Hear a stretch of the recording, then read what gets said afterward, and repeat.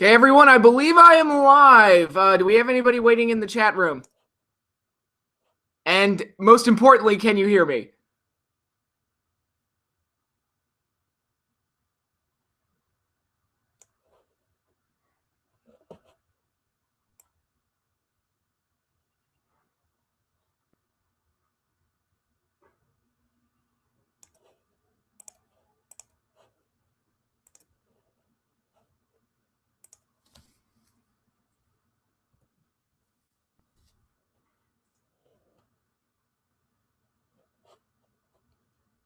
Hey there, Dragon Rider. How you doing this morning?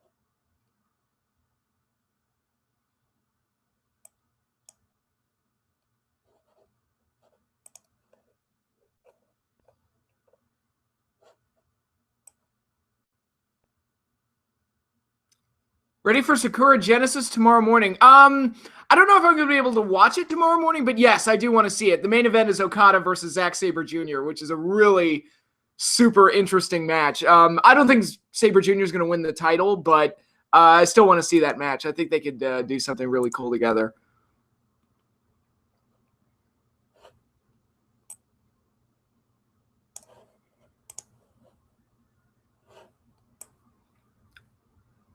Okay, I think we can just go ahead and get started now. I've sent out notices on Twitter that I am live, so I think we're good to go. So happy Saturday morning, everybody. Hopefully you all are enjoying your weekend. If I seem a little tired, it's because I didn't get the best night of sleep.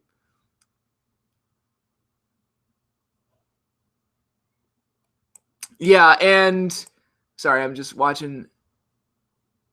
Zack Sabre Jr., your overconfidence is your weakness. Okada, your faith in Suzuki Gun is yours. That's fair assessment of what's going on over there. But yeah, I mean, Zack Sabre Jr. right now, his association with Suzuki Gun, he's like, that's a good person to have a rub from is Minoru Suzuki, because that dude is legitimately terrifying. So if he's legitimately terrifying and that kind of rubs off on you, that's some good stuff right there. But anyway, we are here to watch the next episodes of Clash of Champions and Saturday night's main event. We're going to start with the Clash of Champions.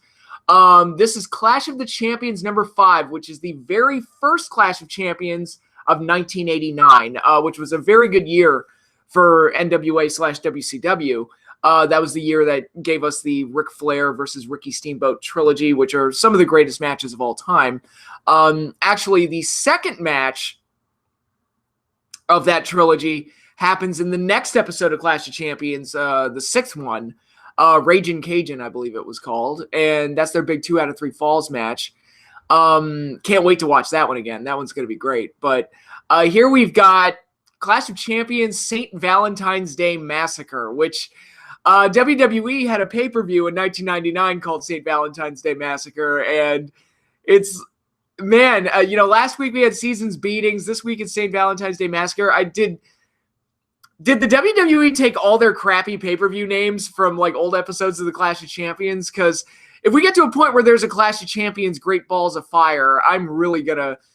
I mean, I don't know if I should apologize to the WWE because they didn't do the name first, but at the same time, it's like, yeah, but that name is kind of terrible. So why would you reuse it if it didn't work the first time? So, and St. Valentine's Day Massacre sounds cool. It's just, it loses its luster when you realize it's based off a real life tragedy. It's kind of like naming your pay-per-views after things like, I don't know, like Titanic Sinkage or Hindenburg Crash, a wrestling pay-per-view, or 9/11/2 with Hulk Hogan and Randy Savage in the main event. You know what I mean? Like, it just has a tacky feel to it.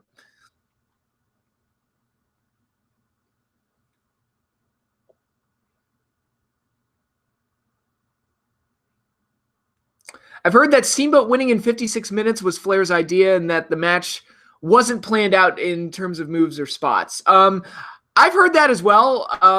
Whatever the case, it's an excellent match. So however they got there, I mean, good for them. But yeah, the match is terrific. I love that match. But we're not going to get to watch that one. That one's going to have to wait. You'll be seeing that one, or you'll be seeing my thoughts on that match in 2 weeks, because next week I'm not doing Clash of Champions and Saturday night's main event. But I have something a little bit different planned. WWF in your house, D-Day destruction. Right? Okay, let's get started. Clash of Champions 5, St. Valentine's Day Massacre features the Road Warriors and Genichiro Tenryu defending the 6-man tag team championship. Because as we saw in Clash of Champions 4, oh, cock blockers, we're getting... Wherever the wind sails our ships, your ship is going into my harbor. I think her daughters are planning on losing their virginity on prom night. I'm gonna stop them. I'm in. Get your head thinking. It's the bottom of the third. What? One pass left, so you make that dunk. I don't know what we're doing. Is it hockey or is it a little league game? Australian rules football?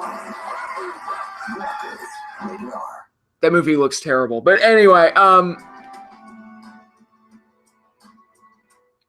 what a rush indeed. But yeah, these commercials they show right before the program is weird. Oh my God, they even had bullets.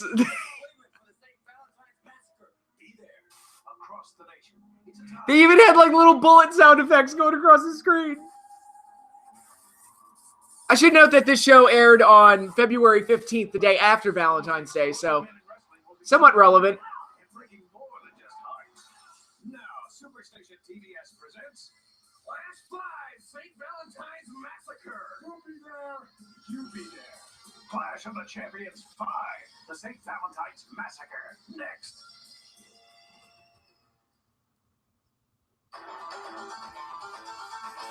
All right, the big gold. I love the big gold belt. Just the image of that hovering across the screen is just so cool. See, a television title doesn't look as good. Tag team title doesn't look as good. Looks good, doesn't look as good. Was that the Western States Heavyweight title?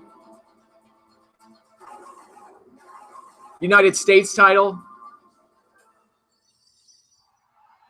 Do you remember what you were doing in February 1989? Probably watching He-Man and the Masters of the Universe and Thundercats. That's probably what I was doing. If not that, then probably G.I. Joe or Transformers. If not that, Teenage Mutant Ninja Turtles. If not that, DuckTales. That's probably what I was doing.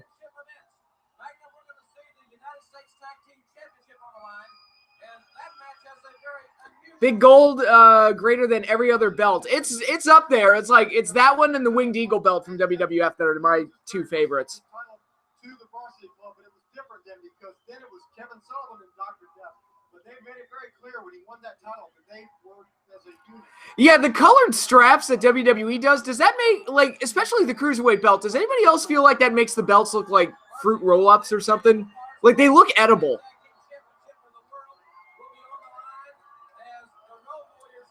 K9 Gaming, do you keep up with New Japan at all, Patrick? Yes, I do. I'm actually quite a fan of New Japan Pro Wrestling. It just got caught up on the New Japan Cup, and in my last wrestling video, I reviewed Strong Style Evolved.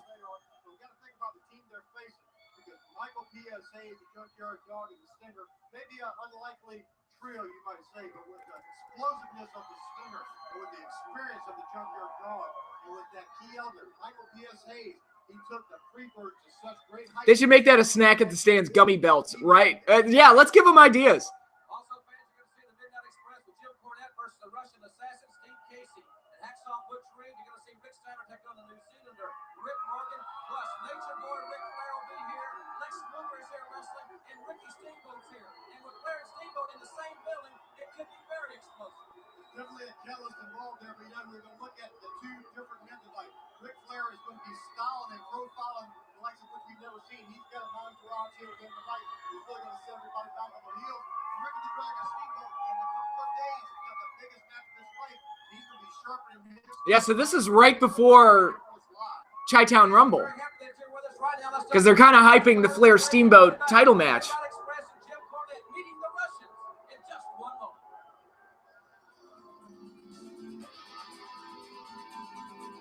I was watching some old Attitude Era WWF stuff a couple of days ago, and it felt odd that to hear JR call them belts and not titles, right? Because they are belts. They're not the titles. I've said that a million times, but it's the title is the title of champion. Like, I am the United States champion. That's my title. I am the United States champion. The belt is the artifact representing that I have the title. So if you beat me up and steal the belt, you're not stealing the title. I still have the title. You just have the artifact. There's a difference, but Vince doesn't care about that. And everyone else, that's the other thing. When Vince does something, a lot of the other wrestling companies follow suit. And that's one of those things, because a lot of other companies do it too, where they refer to the belts as the titles. And it's like, they're not the titles. But, all right.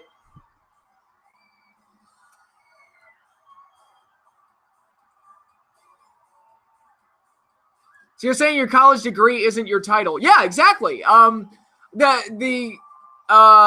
The comparison I've always used is, if I'm a doctor and I have a PhD, you can sneak into my house and steal, the certificate, the PhD certificate, but you're not stealing my title of doctor. I'm still a doctor.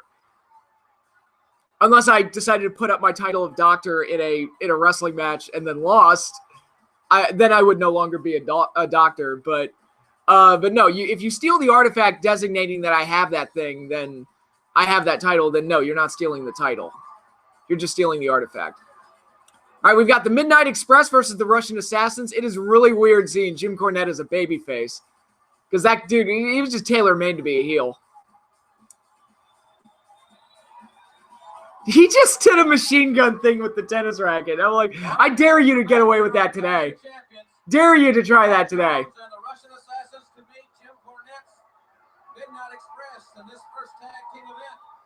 24/7 hardcore rules on the PhD paper, right? Right. God, that ring looks tiny.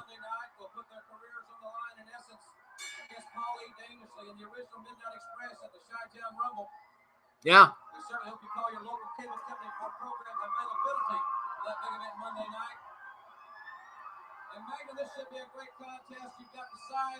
Yeah, this is because this is right before the Chi-Town Rumble. This is a very, back in the old days, you would see like these pay-per-view preview shows almost in a way. Like, it was Clash of Champions for NWA and WCW, and for WWE, they would always do like these SummerSlam spectaculars or Survivor Series showdowns that were like hype shows to lead into the pay-per-view, basically. 95% of the crap during the 80s you couldn't get away with today, which sounds weird because the 80s were so like tame and family friendly compared to what you were seeing like in the Attitude Era, but even by like PG standards, a lot of this stuff wouldn't fly. I don't know the exact dimensions of the ring, but it just looks smaller, like even smaller than the and maybe it's not, it's just me being weird, but it looks smaller than even what I'd seen in previous clashes up to this point. So is this like a go-home show for a big pay-per-view? Kind of in a way. It's a way to be like a last hype for the pay-per-view, but also, give them like a big TV special as well with some big matches. Although I don't think this show has any big matches on it. Is the WWE ring better than a New Japan ring? Honestly, I wouldn't know unless I actually bumped on it. Like, to me, the best ring would be the one that I bump on and doesn't kill me. Because I heard for years, like, the WWE ring was super, super hard. And it wasn't until, like, Foley fell off the cell and through the roof of the cage and landed on it that they decided to, like, lighten it up a little bit.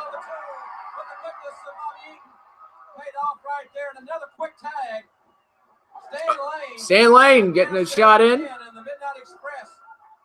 Goddamn masked Russians.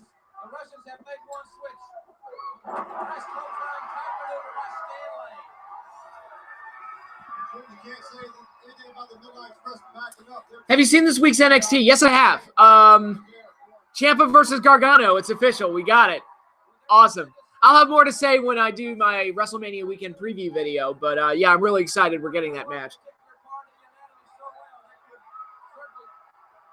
I heard that when Vince started taking bumps in the ring is when they decided to soften the ring.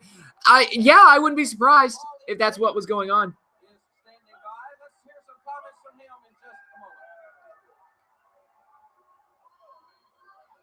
You know how generous. Hi, Paul. I'll let you people see Jim Cornette for the very last time. This Monday night, February 20th from Chicago, Illinois, on live pay-per-view. Jim Cornette is going to be out of the NWA because Loverboy Dennis Robinson Randy, the real Midnight Express, and Paulie Dangerously. We're going to take Jim Cornette out of professional wrestling. My man, you'll rock in the Devil's Playground when we're done with you. I feel sorry. Never want to interrupt a Paul Heyman promo because he's just stellar. He was, Paul, like, he's one of the best managers in the history of the business, too. He doesn't always get the credit like that Bobby Heenan does, but he's really, really good.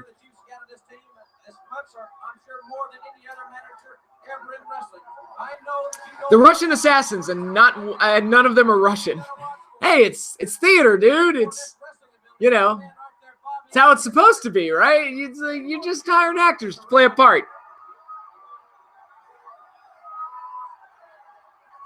Is this Dangerous Alliance, Paul Heyman? This is a little bit before, like, the Dangerous Alliance. Oh. What we got? We got a battle of managers outside the ring.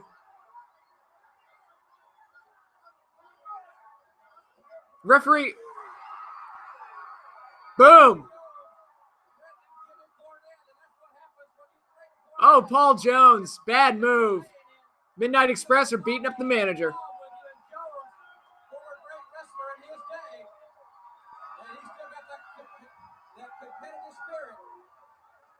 Jim, I think you made a pretty good observation there. That's what happens when a wrestler, ex-wrestler, and even the weird thing about the Russian Assassins?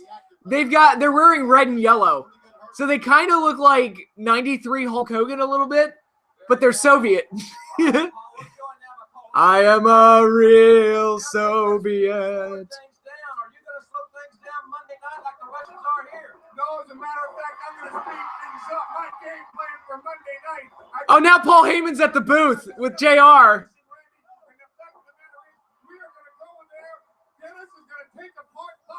Yeah, there's some, like, issues going on with the video. Like, the tracking is... Oh, Cornette with the racket!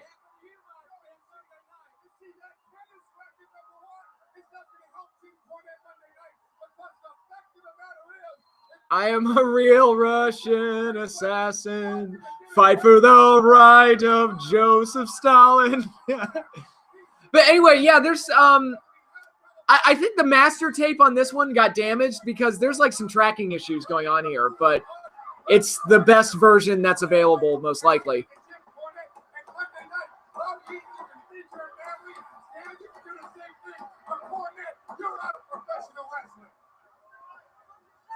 Russian Assassin slamming Stan Lane's head into the top turnbuckle. That's Russian Assassin number 2 in there. Tommy Young, your official. How do you know which one is number 1 and which one is number 2? Because one pisses and one shits. That's their name. Like, whenever there's a tag team that's number 1 and 2, I'm like, it's piss and shit. That's who it is. My tag team idea.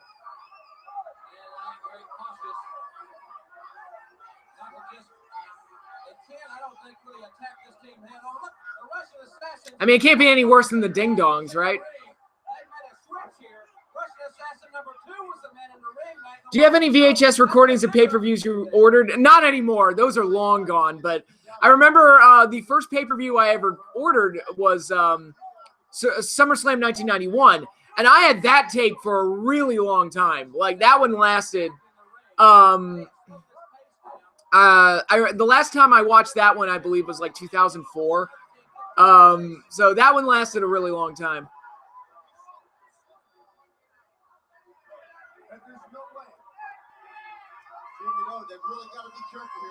Ooh, it's a Kennex tennis racket. My preferred brand of tennis racket.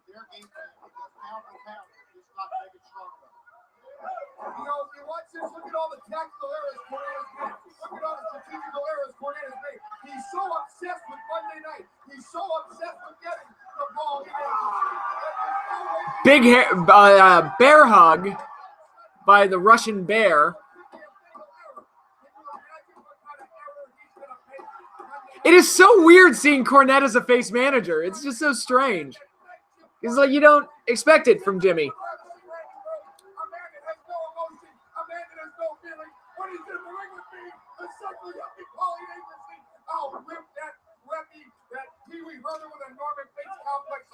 That Pee Wee Herman with a Norman Bates complex. That is the best description of Jim Cornette I've ever heard in my life. Bravo, Paul Heyman. That is a great, great description of Jim Cornette.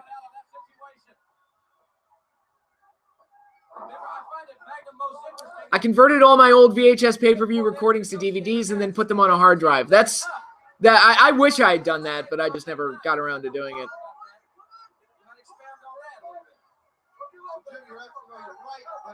I'm surprised Russian wrestlers back then didn't say, "I must break you," before the matches. Well, you can't infringe on the copyright of Ivan Drago.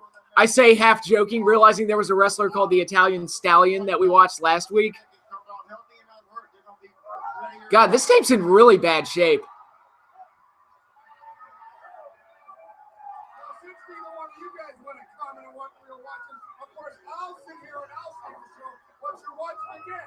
Jim Cornette's strategical errors. The guy cannot think straight. He's so obsessed with Monday night, as I said before.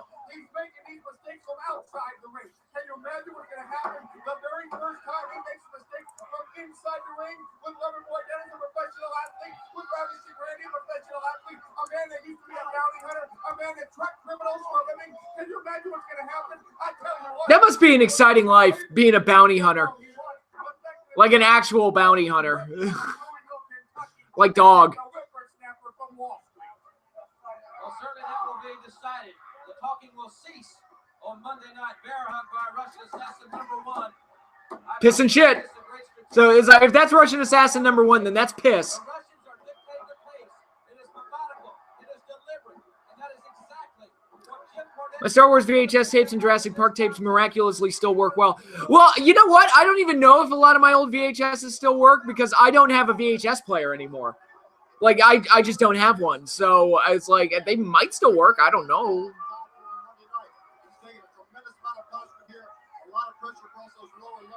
Paul Jones does not have the mustache anymore. I don't recognize him. Boba Fett versus Samus. Who wins?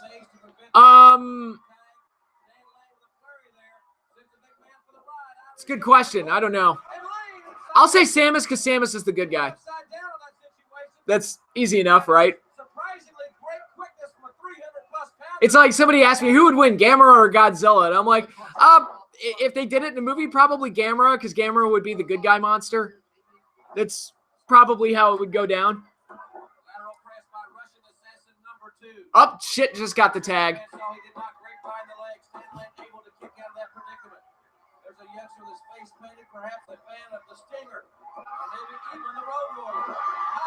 One. No.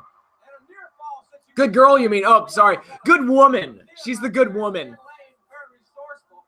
Got to be politically correct here on this live stream about professional wrestling.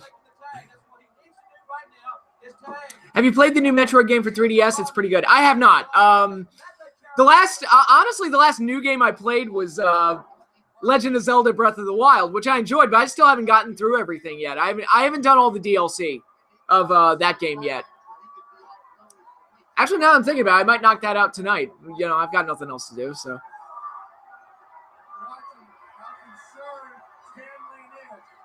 Come on, ref. He's holding the rope.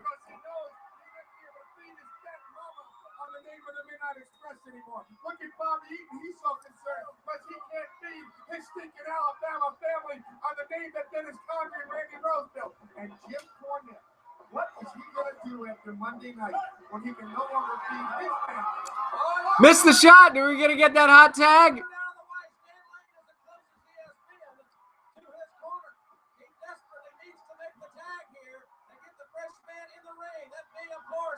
Oh, wrong corner, buddy. There we go. Bobby Eaton gets the tag, and here he is.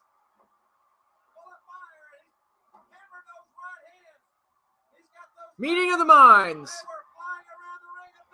Double Bulldog.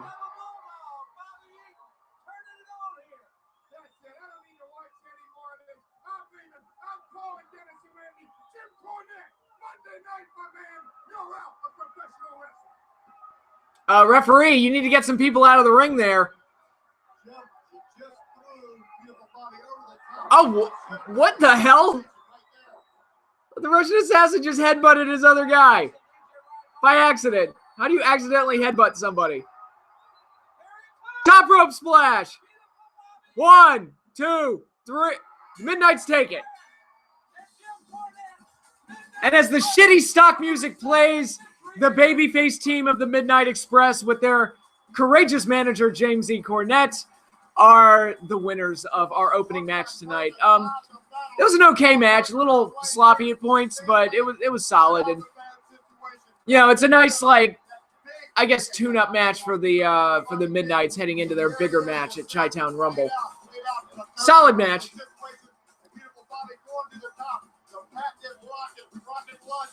Bobby Eaton stands, got him set up, got a good trip, and right here is all over by the 1, 2, 3. He catapults through the air and hit him hard on the stand. Indeed, a high-risk maneuver that paid off in spades for the Midnight Express, and fans will be back with a talk of Ricky the Dragon Steamboat and Hacksaw Reed and Steve Casey in a moment.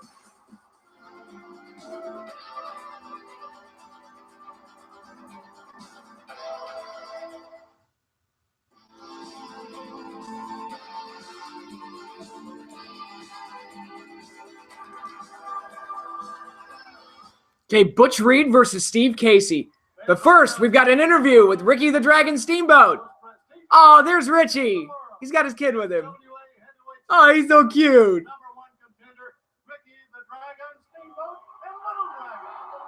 The Little Dragon. First of all, Rick, what brings the Dragon to the NWA? Well, I think right now, as a father, and I'm sure there's a lot of dads out there that's got little dragons at home, that the main reason that I'm coming back to the NWA is thanks to the turn. Have you heard that CM Punk will have his next fight in the UFC in Chicago in June? I have heard that. Best of luck to him. Secure my son's future. I've got a golden opportunity here to go out there along with the support of the American public and to show that the family way is a unit to get together and unite to fight against drugs and all the corruption that's out there, that it's about time that the United States pulls together with their family and loved ones. And with this little guy right here, So Ricky Steamboat is on a crusade against drugs. That's when he wins the title. Is that going to be? It's all a part of professional wrestling. I'm having a bunch of what I consider. Little Richie's trying to eat the microphone. What I'm having here tonight is what I consider a tune-up match, getting ready for my big match with Ric Flair. We need Ricky Steamboat to join Bryan Danielson. Yeah, right. The American Dragon and the Dragon. Let's roll it to show the fans here exactly what happened. You know something, Ric Flair, and if you're listening back there in the monitor, it seems as though I saw some of Richie Steamboat's early work, and he had potential. It's a shame he got hurt. Family man Ricky Steamboat, would he be hated today? I don't think so. I think Ricky is such a fantastic worker. I think people would have liked him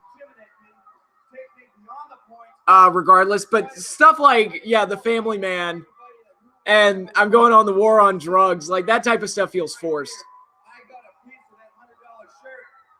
But him beating the shit out of Ric Flair, that's awesome. So, you know. Don't interfere with this match that I'm having tonight. This is the two-up match. You and I are going to lock horns Monday night in Chicago. All right, fans. You know, I don't think going into a big event that any wrestler or any match. Oh, he's got a bottle too. More motivation. Look at him. He's so cute. All right, now let's go back to the ring. Steamboat, one of the top 5 baby faces of all time. Absolutely. Absolutely. One fall with a 30-minute time limit. Introducing first from Dallas, Texas. He weighs in at 235 pounds. Steve Casey. Steve Casey. I have no idea who that is. His opponent from Kansas City, Missouri, weighing 250 pounds. Let's hear it for Hacksaw Butch Reed. The natural Butch Reed, as he was known in the WWF. Now he's Hacksaw Butch Reed. Him and Jim Duggan could have been a tag team, the Hacksaws.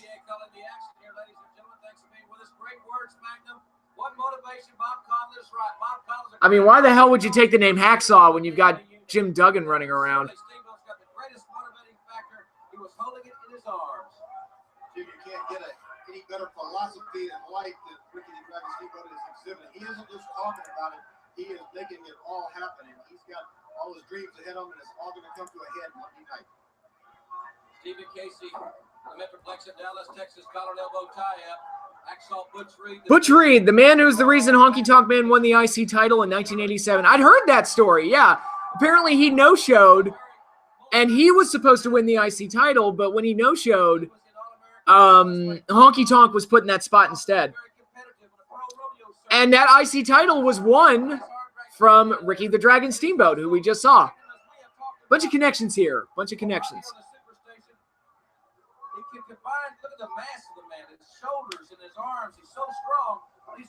Yeah, sorry I stole your Hacksaw joke, buddy. It's such an obvious one to make. I had to jump on it.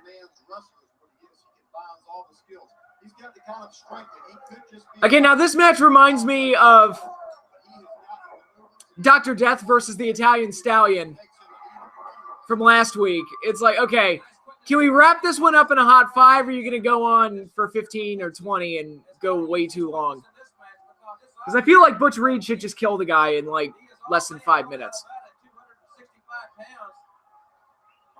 Reed is not only the strongest man in this contest, he's one of the strongest men in the entire sport of professional wrestling. And Casey keeping that strength at bay, using the wrist lock, staying away from Hacksaw Reed. Casey is showing some real smarts here because he's not only out experienced and outweighed here, but this man is a real veteran of many ring wars. And Steve Casey trying to prove himself here in the NWA has really bitten off a big bite to chew on here because the hacksaw can really put your lights out. Reed with a reversal. And Casey reverses back. Nice counter wrestling by Casey. Arm wringer. Twisting that arm, taking it around. Takes him down. Leg drop on the leg. Massive bicep of Hacksaw Reed into the arm bar. Arm bar. When you take a big man like that, Okay, two fans are making out, and they're okay. Two fans are making out, and they just cut to it for no reason. It looks like the tracking issues from the opening match are not prevalent anymore, so maybe the damaged part of the tape is done.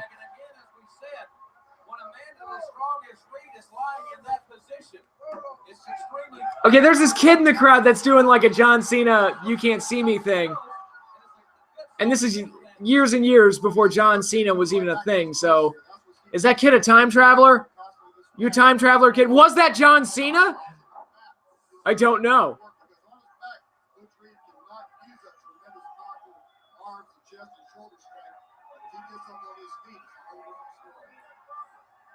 fans, if you just tuned in, we're coming to you live from Cleveland, Ohio, Classic Champions 5 here on Superstation TBS.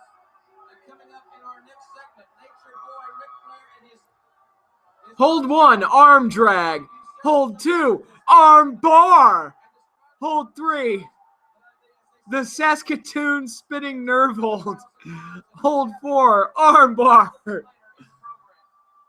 Fujiwara, arm bar. Jericho's awesome, just saying. I'm actually, one of the books I'm reading right now is Jericho's second book, which details his run in the WWF after leaving WCW. And it's like, man, he really had some hard times in those first few months. Last night when I was reading, I actually got past the part where Vince dragged Jericho into his office after he won the IC title from China, and he dressed Jericho down for giving her a black eye and a shiner. And Vince is saying shit like, your contract isn't worth the paper it was printed on, blah, blah, blah, all this other stuff. I'm like, man, that must have felt shitty. It's like, oh, dude, you've got nuclear heat. Everyone hates you. You suck. You're not as good as you think you are. I want X-Pac to go through every single one of your matches. It's like, man, that must have been humbling.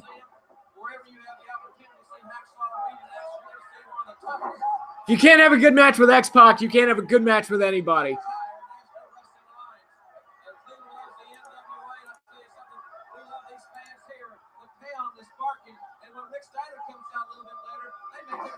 Oh. Jim, without a doubt, everything's in a fever picture. You know, getting back to Butch Reed, I've been watching this contest. Butch has got things going his way now. I heard that Jericho was wanting to quit after Mania 16, but only stayed because of the brief title win from Triple H. I mean, I guess I'll find out when I get to that part in the book, but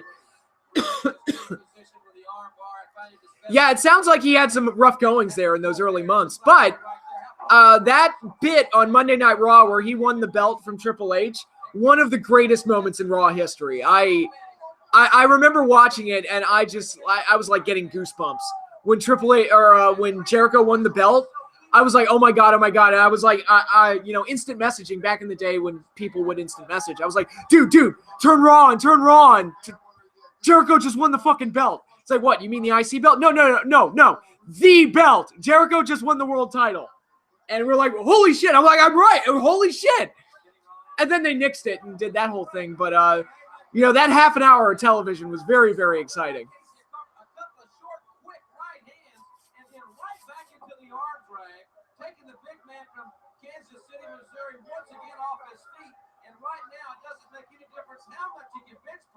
Casey's got the advantage. Generic white boy Steve Casey. Get his gimmick name right. He is working that arm, and nobody seems to care.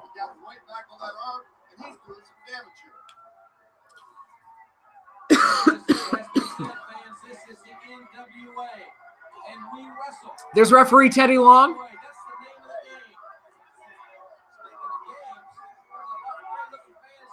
Everyone who came from WCW had to go through a lot of shit when they came to WWF during the war. Yeah. I remember when they brought in the Radicals, and they were like first show in as wrestlers. They were all doing jobs to DX, and I'm like, okay, I see what you did there. Teddy Long has been, Teddy Long's been in wrestling forever. And he looks like the same age. Like, he looks almost the same here as he would today. He's just got a little bit more hair.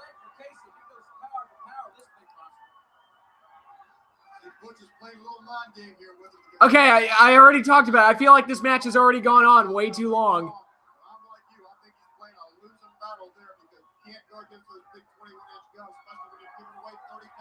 Butch Reed has 21-inch pythons.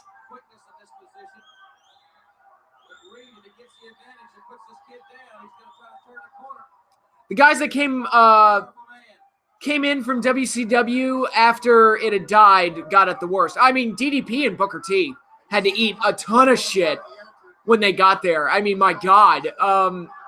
DDP especially. I mean, that was ridiculous what they did to him.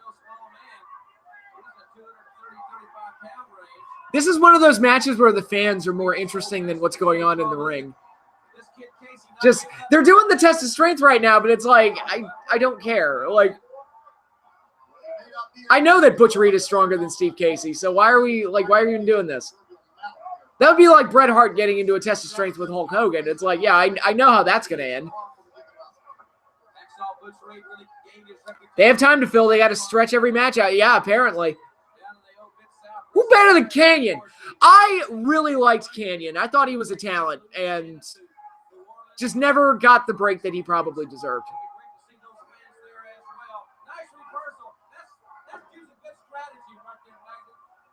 Well, that goes back to the old game of chess. You know, he had to come up with a counter move, and he did. He got out of that situation, but he's right back in. He needs to get out of that move. Big right hand by Hacksaw Butch Reed. He throws the heavy look. This might be one of the longest Butch Reed matches I've ever seen. Ooh.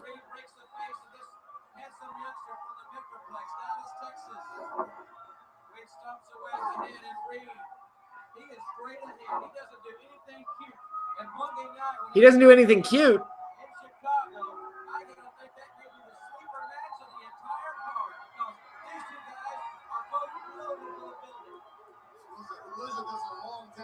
Let me pull up Because they keep hyping the show. I'm going to pull up the Chi-Town Rumble card. I've seen that show, but it was so long ago.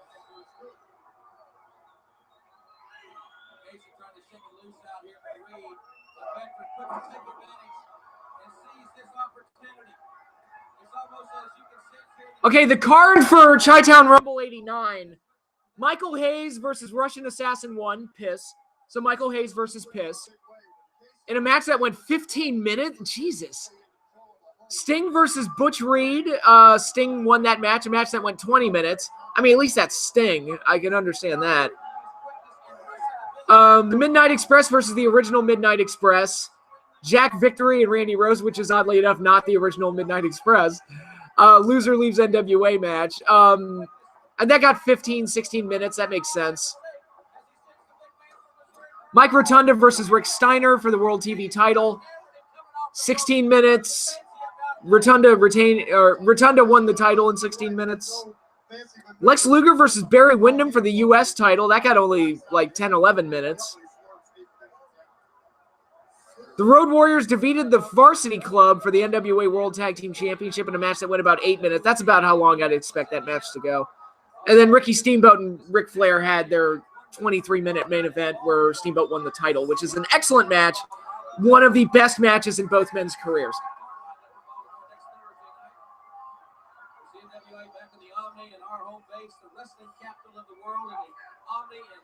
So another news, Shane might miss Mania due to some sickness he's got. That pay-per-view sounds like a 1 or 2 match show. Kinda. I mean, it's all about Flair Steamboat. I mean, that's the real attraction there. Wyndham versus Luger's okay. The Battle of the Midnight Expresses is good. You know, but everything else just kind of looks like take it or leave it. If Shane McMahon misses WrestleMania, it won't be the end of the world because the real attraction is Daniel Bryan for that match. So you could pair Daniel Bryan up with, I mean, a good backup plan would be Kane. Just do a Team Hell No reunion, put a little sprinkle on top of the Sunday. But really, we're just there for Daniel Bryan. So if Shane can't make it, it won't be the end of the world.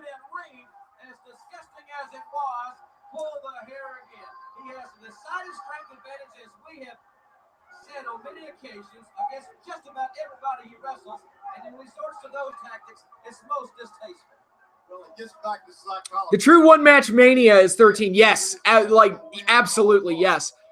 If it's not for the Brett and Austin submission match, I say WrestleMania 13 is the worst Mania of all time. It's that bad. Horrible, horrible show.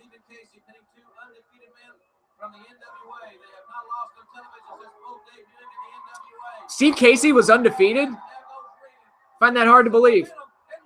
There's a crappy throw out of the ring. Okay, this match is... Guys, let's wrap this up. I feel like this match has gone on way, way, way too long.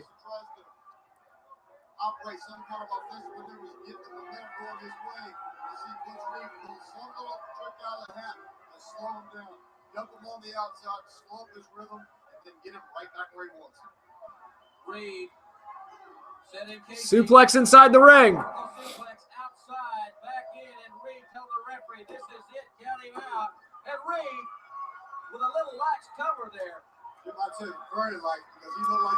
I've actually never seen a full show of Mania 13. I've only seen the submission match and always turn off the show right after. I mean, yeah, that's the only way you can enjoy WrestleMania 13. Just watch the best match, one of the greatest matches of all time, and then turn it off. Missed dropkick by Steve Casey.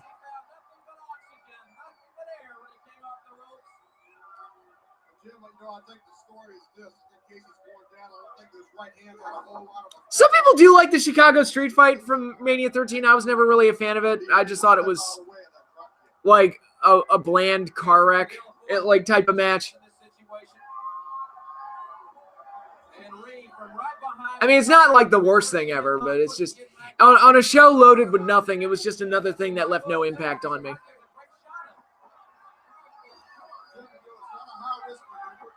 Referee, Reed is in the ropes. He's got a chin lock locked on and his foot's in the ropes. It doesn't add any extra leverage, but the hold should be broken. Well, I think it's quite obvious that Reed has proven everyone here watching this live broadcast that he will certainly bend the rules or break the rules or disregard the rules if Huh. necessary.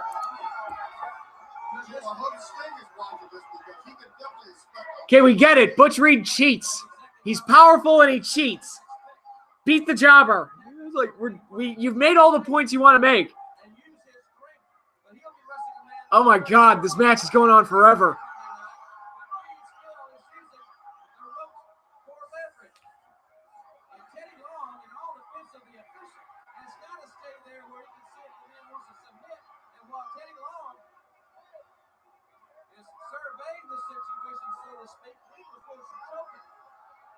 You have blatant rule breaking and then you have underhanded rule breaking, and he's doing everything he can.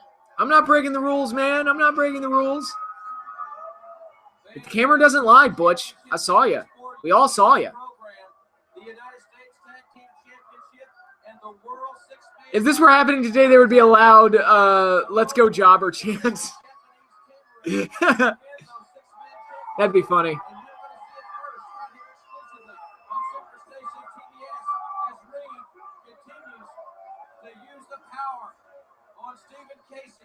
To Casey's credit, it's obvious he's in magnificent condition, Magna, but a lesser man would have pulled the tent by now. Into the corner goes Reed. Steve Casey broke the hold.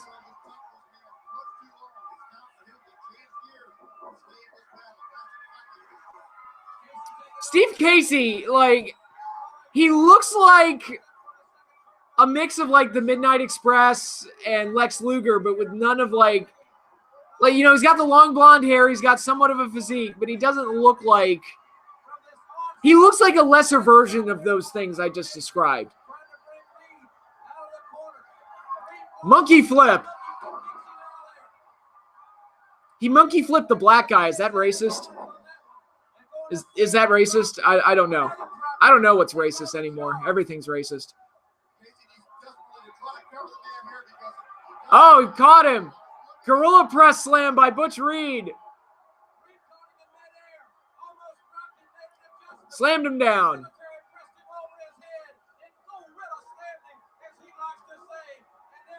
Have you heard there was talk of Mr. Heyman turning on Lesnar at Mania and joining with Reigns? I think that's a great thing to do. I think that would fix Roman Reigns, turn him heel. If they did that, that'd be great. Flying shoulder tackle from Butch Reed. That's the finish, for the love of God. 1, 2, 3. Thank you, God. That one's over. Okay, that was a perfect example of a 5-minute match stretched out for like 10 or 13. Did not need to be that long. People still say the original Power Rangers were racist. Well, I mean, they did make the black guy the Black Ranger and the Asian woman the Yellow Ranger. You know, I love that it was accidental, though. They say it was accidental. I'm willing to believe that it was accidental, but it's just funny looking back on. Monday night in Chicago. And fans, when we return, it'll be the Nature Boy and his entourage. The Nature Boy! Woo! Coming up, Lex Luger. Is Lex Luger in action? Back in the old days, in the WWF shows, if somebody was having a jobber match, they would say, Razor Ramon, in action. It's like, he's killing some nobody today. The Undertaker, in action. And Tommy was once the Red Ranger, Native American background. Here he is. Dun dun. Dun dun dun dun dun. Dun, dun. Ric Flair and his entourage. How many women do you need with you, Rick?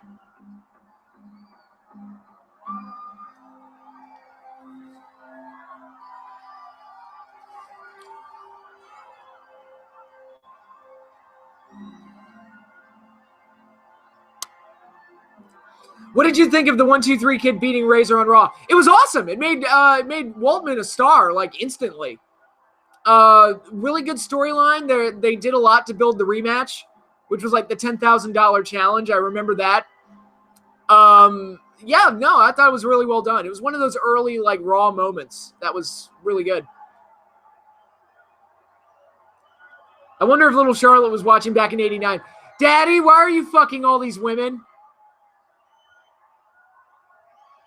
I'm not gonna lie, these women don't look that hot. They're like, they look a little strung out, if you know what I mean.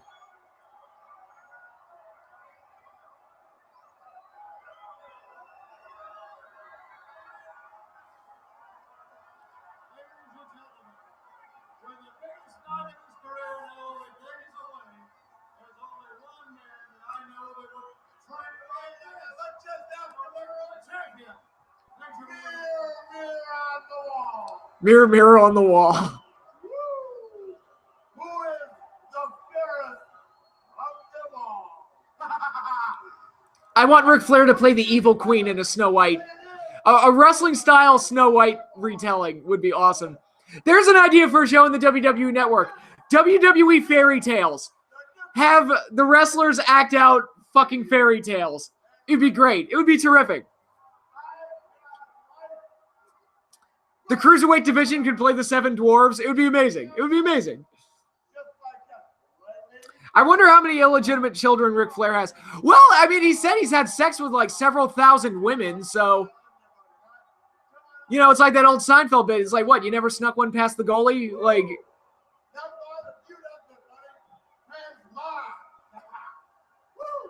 When Ric Flair tells you, whether you like it or don't like it, learn to love it because it's the best thing going today. And you know what? You better put it in the bank because this is your, and I mean your, world heavyweight champion. Hey, Steamboat, you're in the building. Come on out. Oh, it is kind of like, it is interesting that, you know, Ricky cut this promo with his kid and is like, I'm a family man and all this other stuff. And now you got Flair out there with a bunch of whores. I'm gonna fuck all these bitches. STDs, champion style. Woo! The Flair family tree is a forest. Yeah, probably. Put Ric Flair on Mari at some point. Ric Flair, you are the father. At this point, Hiro Matsuda was Ric Flair's manager. Hiro Matsuda, whose name comes up a lot in regards to the career of Hulk Hogan because he trained Hulk Hogan. And famously, like, broke his leg on the first night in. Up there's Steamboat.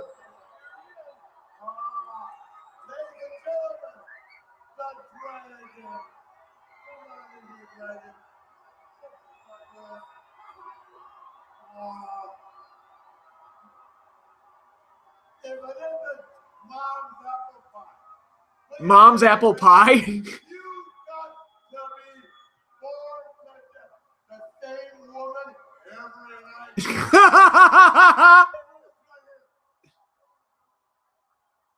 don't like this, buddy, but this is what being a world champion is all about. Did you see the table for 3 episodes with Ric Flair, Sting, and Steamboat? I did not. I would actually like to watch that. How was it?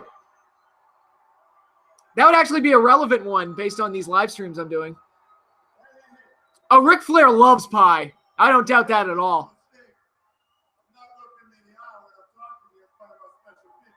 Special people. That's what he calls his hookers. Are those his bleeding virgins? Does anybody remember when Ric Flair cut that promo about bleeding virgins? He trained Hogan, Luger, Orndorff, Muda. He trained Great Muda? Awesome. Scott Hall, Cowboy Orton, and Ron Simmons. Yeah. Matsuda, that's a pretty successful lineup there when you look at the star power. Hogan, obviously big star. Luger was a big name when he was at his peak. Orndorff, great talent in the 80s. Muda, probably my favorite Japanese wrestler of all time. Scott Hall, big star. Cowboy Bob Orton, big star in the 80s. Ron Simmons, big star, former world champion. I despise what you represent, Ric Flair. Bleeding Virgin sounds like a death metal band. It does, right? Everything that you do, the way you represent the National Wrestling Alliance as the champion, You really despise that $10,000 mink coat, Pop? Wouldn't you like to have one of those, Pop? Don't you despise? I wouldn't want a mink coat because I'm a man and I don't need to wear mink. God, rich people buy stupid things. It's like that weird thing. It's like they're rich as hell and they eat like escargot and caviar, which is fish eggs. I'm like, dude, give me a fucking like fried fish sandwich or something. I'd rather have that than caviar. And the bulk of the fans here tonight is the fact that you represent all the evil materialistic things in this world today, rather than the family unit. Yeah, some of the fans are booing. You can hear boos. One last look at what. See, what would make this work better is if it was just Ric Flair making fun of him for being a family man, which they're doing. Instead of like Steamboat like being the moralizing nanny, like putting a finger in his face, and doing that. I think it's more effective if Flair would just make fun of him for it rather than Ricky Steamboat being judgmental. Because that puts him in the position of like, a moralizer and like a nanny. Oh, he just hit Matsuda. They're fighting. Shot by Steamboat. Flair goes down.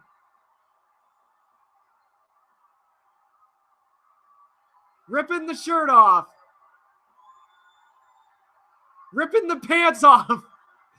Because, when I fight somebody, I like to rip their pants off. It's a thing. Last time I got into a fist fight with somebody, dude, we ripped each other's pantses off. It was a wild night. I got his number afterwards. It was really weird.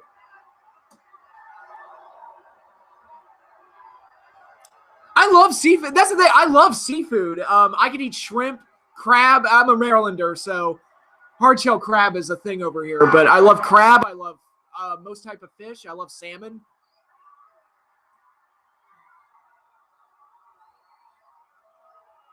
Normally, it's the women who rips Flair's pants off.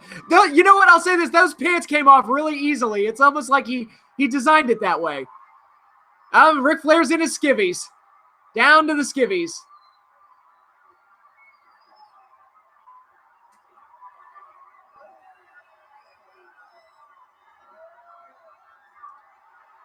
Slam by Steamboat.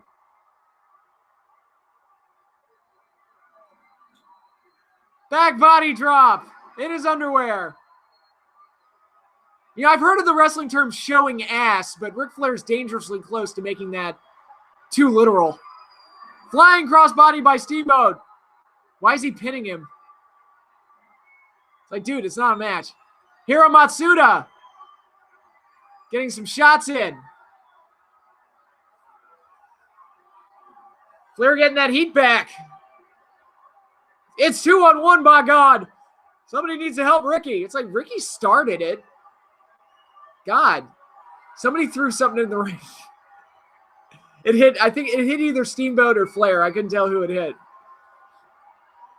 Steamboat's fighting back.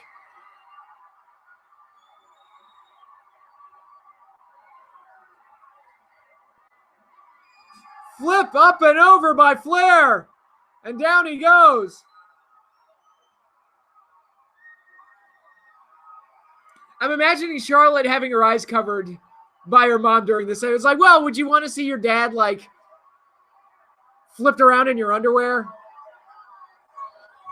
That's the weird thing about having, like, famous parents or something like that. It's like, how weird is that? It's like, hey, my kids are seeing me, like Shawn Michaels and Rick Rude, like, showing their butts all the time in matches, getting their pants pulled down. It's like, oh, there's my dad's ass. Right there for the world to see. Steamboat stands tall.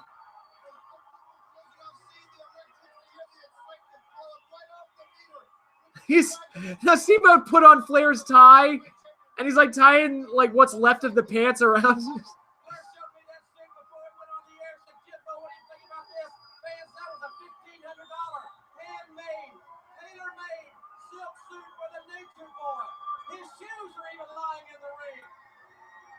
Steamboat's putting on Flair's, like, what's left of Flair's suit. Oh, he's got the glasses on too. Look at that. Ricky Steamboat styling and profiling right now.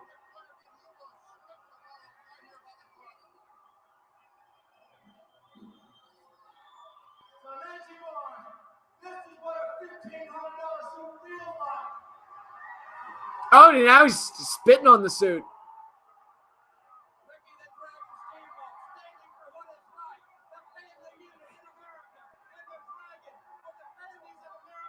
And he's fighting for the family unit by attacking somebody and destroying his property. Because that's what you do. You know, because if I were a father with a wife and wanted to defend the family unit, I would totally destroy someone else's property. Lex Luger versus the Blackmailer? Is this going to be Jack Victory in a mask? Because he had a lot of mask gimmicks back then. Like, if ever you saw, like, some random, like, gimmick in a mask in the NWA, chances are it was Jack Victory.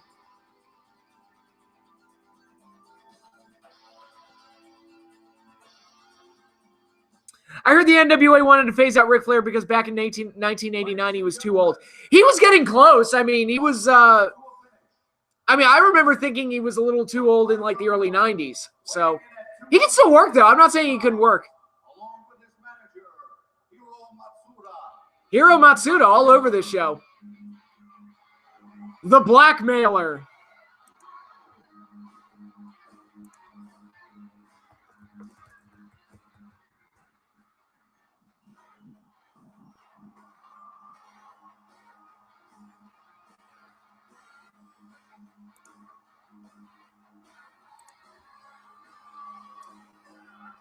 You know, in 1990, building off of that, 1990, you know, WWF wanted to move past Hulk Hogan because they thought he was too old. So, went with the Warrior.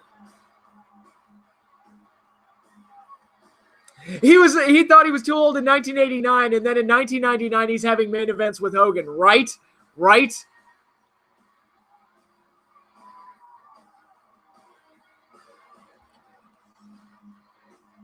To think 40 made Flair too old in 1989. Yeah.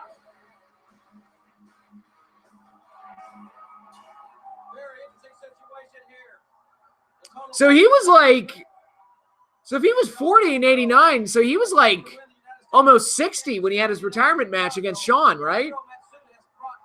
Damn. The Blackmailer. I have photos of you, Lex Luger, going into a hotel with a hooker. They should have been, okay, if you're going to have a gimmick of somebody called the Blackmailer, he should legitimately blackmail people into throwing matches.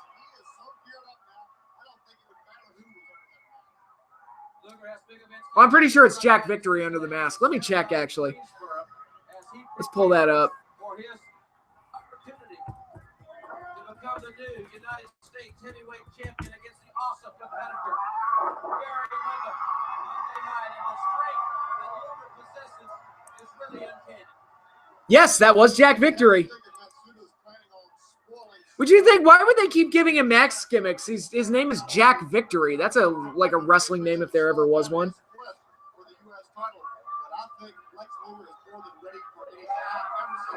Jack Victory went double duty on the show. Was he one of the Russian assassins too? Was he piss or shit? He was Russian assassin too, so he was shit. Jack Victory played the role of shit. Piss and shit, the Russian assassins. Also the names of the conquistadors. Also the names of Volano 1 and 2.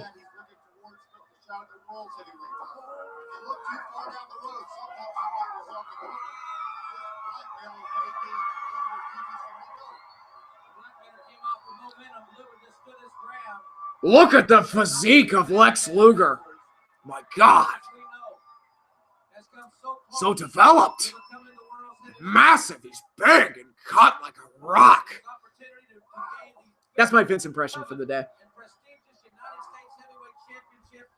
Is only about 5 days away. I find it most interesting that he achieved the greatest tag team success in his career thus far with Barry Windham. Trey, and we talked about very little being the epitome about what a technical scientific wrestling is all about. The greatest technicians in the ring in the sport.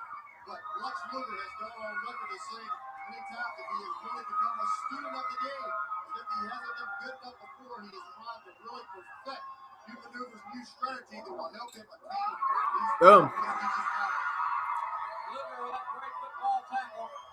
Remember, no sneezing or pronouns during Vince impressions. Right, yeah. Pronouns, buddy. Goddamn. Goddamn. Didn't you know pronouns are the work of the devil? Handcrafted by Satan himself. Would love nothing more than to see Luger injured in some shape, form, or fashion here and not be able to be at 100% on Monday night as we have another collar and elbow. Actually, now that I'm thinking about it, all the talk of transgender people, the talk of their pronouns. I would love to see Vince have a conversation with those people because he would be like, pronouns suck. What do you care about pronouns for? Pronouns are garbage. I don't care about your goddamn pronouns. I hate all pronouns.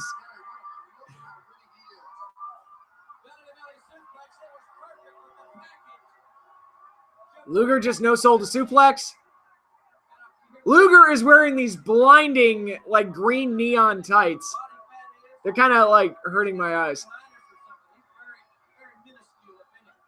and 275 pounds to be that chiseled, that effortless, they call it the bodybuilder rule, and be that great an athlete is just unheard of in any sport. Nice side headlock there by Luger. Standing up where he can really reach his power down on the ears, even though they got the mask on. Still a very, very painful maneuver, and that's where the cauliflower ears come from. These guys, these ears lost disfigured. Right there, Tommy Young, able to get the clean break. Blackman buries it in. Did you ever play the Simpsons wrestling game on PlayStation 1? I did. It's terrible. Backdrop body drop by Luger. And the blackmailer gets taken down. Headlock takedown by Luger.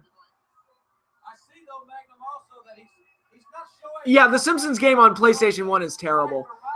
It's just the controls are really, really bad. It's been very effective, but he's not going to show, I don't think, a lot of new things before Monday night. Jim, I think it may be a back to the basics kind of lesson. He's going back to the basics. Got that headlock just cinched down. And we've seen him execute everything perfectly, but going right back to that original game. Do you have a favorite Simpsons episode? There are so many. I mean, there was legitimately a point in time when The Simpsons was the best show on TV. And I know that's harder for younger people to understand that because it's like, I literally don't know anybody that still watches The Simpsons. It's one of those shows I'm like, I don't know how it's still on the air because I literally don't know anybody that watches it. But it's, I mean, back in its heyday, though, I mean, there was no show on TV that was funnier or better than The Simpsons. If I had to pick a favorite episode, I really like Homer's Enemy with Frank Grimes. I think that is just a really dark and twisted episode that's really, really funny. Jim, you know, he spent the kind of money, obviously, did to acquire the U.S. and World Heavyweight Champion. Power slam by Luger. Okay, guys, we're getting at that point. This is supposed to be a squash match. I feel like let's wrap this up. Luger wins. That's kind of where we need to be at this point. It seems the Simpsons will go on forever. It seems like it. I mean, my God. You know, it's funny. I've the last time I watched it, one of the things I noticed while watching it, it's like, man, the voice actors are sounding old. Like Marge sounds way older than the age she's supposed to be. And who was the other one that I noticed? I think it was Harry Shearer. Like, he was sounding a little bit older, and Dan Castellaneta is sounding a little bit older. And it's like, guys, it's time to wrap this up, isn't it?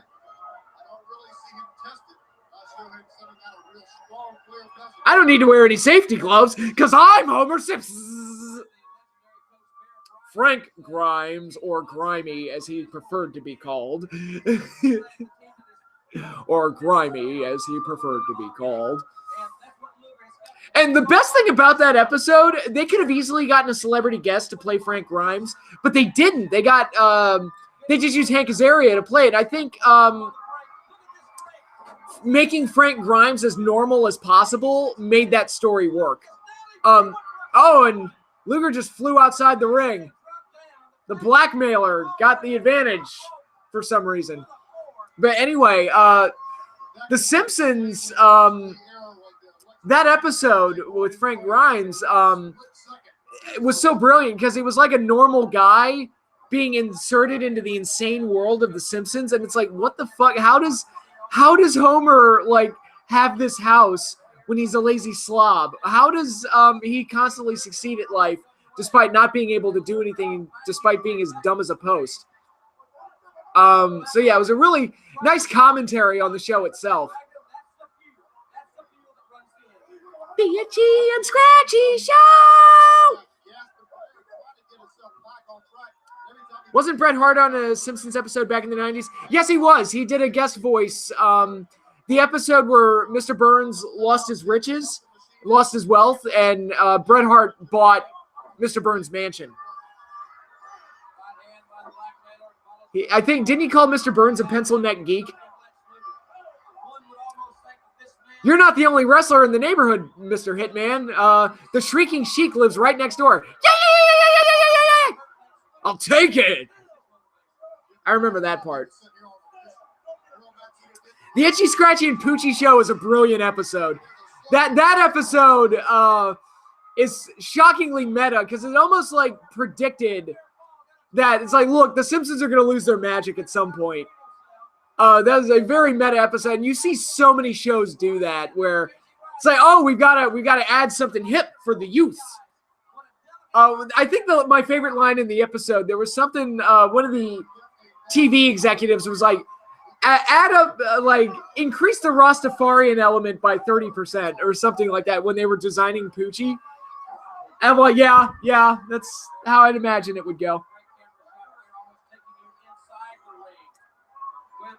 You got to give me back my floor. My customers are walking all over my pipes.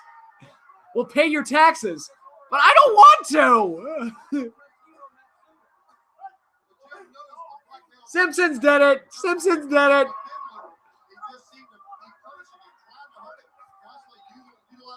The blackmailer has gotten way too much offense in on Lex Luger here. Guys, NWA.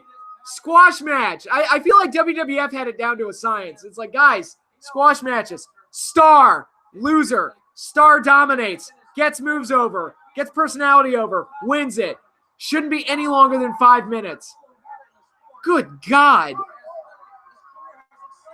There's an easy way to do this.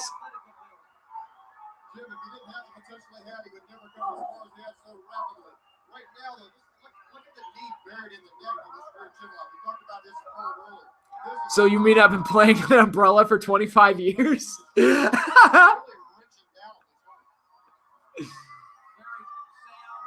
Actually, for The Simpsons, I have seasons 1 through 9 on DVD. And I rewatched them last year, and they still hold up. Still funny.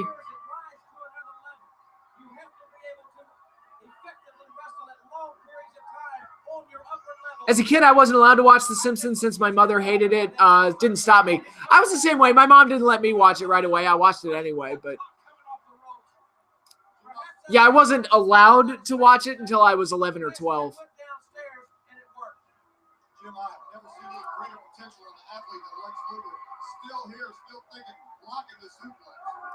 Block suplex. Luger suplexes the blackmailer. Can we go home now? I've heard seasons 3 and 4 are the best of The Simpsons. Really, to me, the period that where Simpsons are at their best, seasons 2 to season 8. And season 8, you can kind of start to see dents in the armor, like a little bit. Like that was when they did the Sherry Bobbins episode, which wasn't a bad episode, but it was like, oh, hey, there's a magical nanny that's helping The Simpsons today. And I get it, it's a Mary Poppins parody, but it seemed like a little out of the realm of what The Simpsons should be doing, but that was like an indicator of, oh, they're running out of ideas probably. Luger fires up. Elbow smash. Family Guy and South Park are at the same point where it needs to end soon. Family Guy, definitely. I mean, that act got old super, super quick. South Park, I still like South Park. Like, it's still, I don't know, they always find ways to keep themselves relevant and funny. Like, I think PC Principal and the Member Berries are two of the best things they've ever done. I fucking love PC Principal and the Member Berries. I think they're terrific. Superplex by Luger. Please tell me that's the finish. He won it! Luger won with a superplex! When was the last time you saw the superplex as a finish? Nilbog! It's Goblin spelled backwards! Oh my god! The Simpsons Family Guy crossover came like 20 years too late. Yeah. It's kind of like I remember seeing the, we got Rick Steiner and Michael Hayes. Anyway, I remember watching the Power Rangers Ninja Turtles crossover in like 98, I think it was. And the entire time I watched it, I was like, man, this would have been so awesome like 6 years ago. Now it's just like we got shitty versions of the Ninja Turtles. This was the version that had the fifth turtle, Venus de Milo, because we needed a girl turtle for some reason.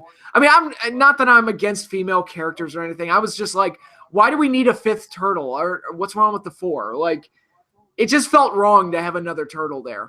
And that version of the Power Rangers, all the Rangers I knew were gone by that point. So it was like, eh.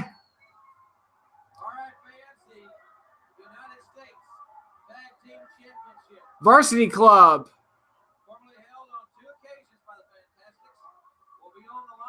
Varsity Club versus the Fantastics. U.S. Tag Team titles.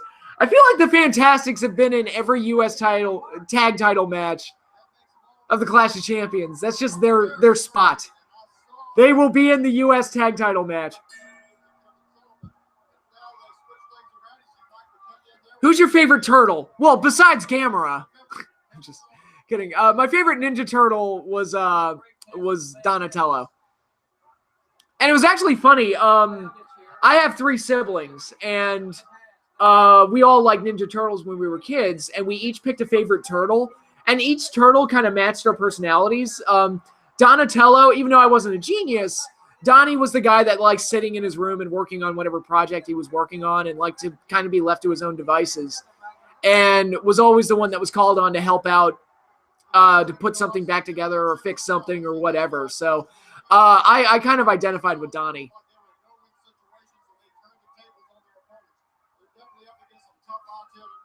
Kevin Sullivan at ringside, managing the Varsity Club.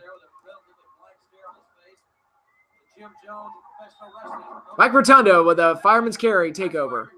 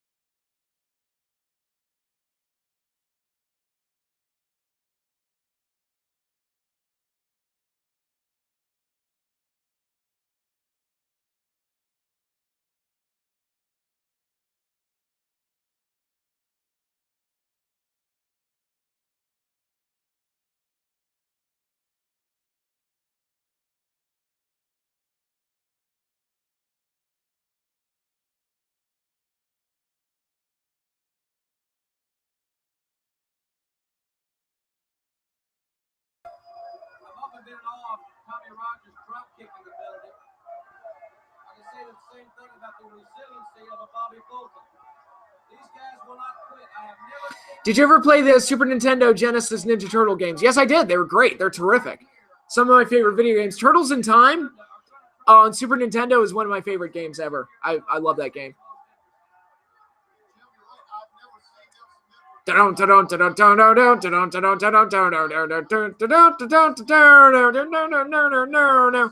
my imitation of the boss music theme from the Turtles in Time video game. Side headlock by Tommy Rogers. Oh, did you guys lose me for a minute? Trying to free himself. Waist locking him. Giving the pressure. Getting where he might have the opportunity to. Yeah, did the screen did the stream cut out, guys?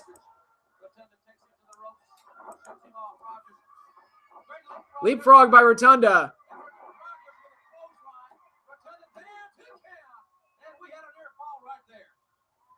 Tommy Rogers is a very strong man pound to pound. I've seen him in the gym and he pushes around some pretty heavy iron. Even though he's giving away some body weight here, he packs a terrible punch.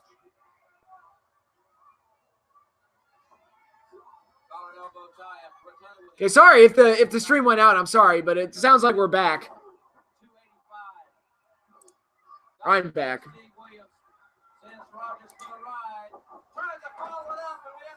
Williams takes him down. Dr. Death. Elbow drop. Misses it. Come on, Fantastics. Oh, hook the punch. Very nice. Fantastics. Double drop kick.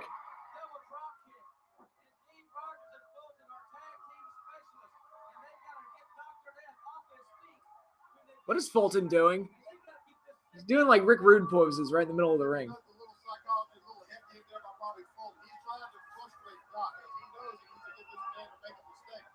Well, I'm okay. See, this match actually has some juice to it. It's like, all right, it's two top teams going for the title. So it's like, I expect this one to go a little longer. This one, this one should get like the 10 to 15 minute length. Not the jobber matches. Oh, did they just trip? I think I just saw a Botchamania clip right there.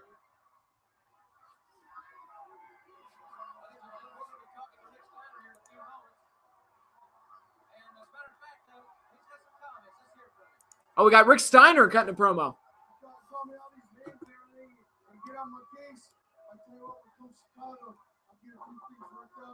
Oh.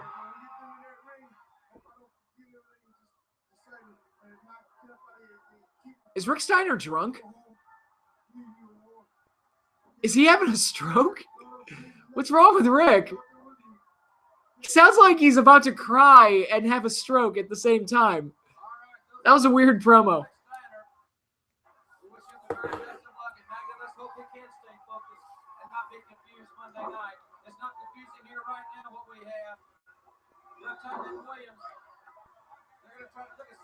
Gamera teams with the Ninja Turtles. Why did that never happen? Well, it's funny. In the new Ninja Turtle show on Nickelodeon, they did do a character that was a giant space turtle, and there was a clear Gamera reference there. So they did kind of do Gamera in the Ninja Turtles world. They couldn't call it Gamera, obviously, but it was clearly a reference to Gamera. It's a giant flying turtle, so, I mean, come on. What do you think they were referencing? Rick is just sad he's not teaming with Scott. Well, they would get there eventually. Become one of my favorite tag teams.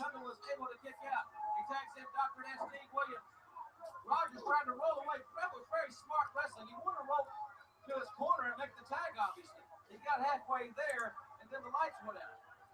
He definitely had the right idea. Duck the clothesline. Miss. Oh, nice crossbody. Gets the tag. Drop kick by Rogers. Doc's like, fuck you. Fuck you and your drop kick. That chick that they just cut to in the crowd looks like a man. That's not a woman. That's a man, baby. Are those 90s Gamera movies on DVD everywhere?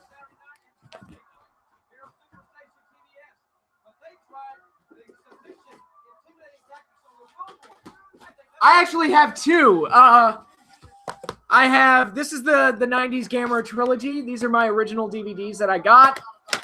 And I got the entire Gamera film series. Well, all but Gamera the Brave, but I've got all the Gamera movies all on one DVD set. And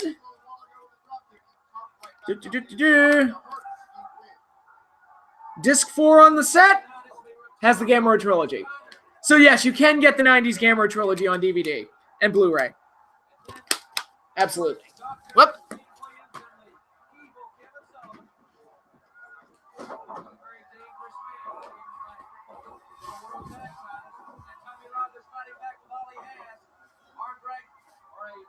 Yeah, I can't wait to. I'm still doing prep work on my kaiju movie reviews. I'm basically like getting caught up and rewatching a lot of the old kaiju movies and watching ones I'd never seen before, and getting close to getting started. My goal is to start doing the kaiju reviews in July is where that'll start, and I think I can get most of my prep work done by then. Oh, and down. Gary D is Joe Mama? What the fuck does that mean? Bobby Fulton took a nasty tumble outside the ring.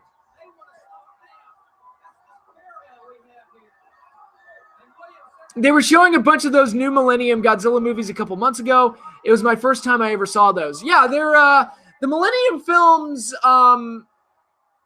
I mean, I reviewed all the Godzilla movies, so if you want to know what I thought of them, just go back and watch those old reviews. But yeah, there's some good ones in there. They're my least favorite series of the Godzilla films, but there's some good stuff in there.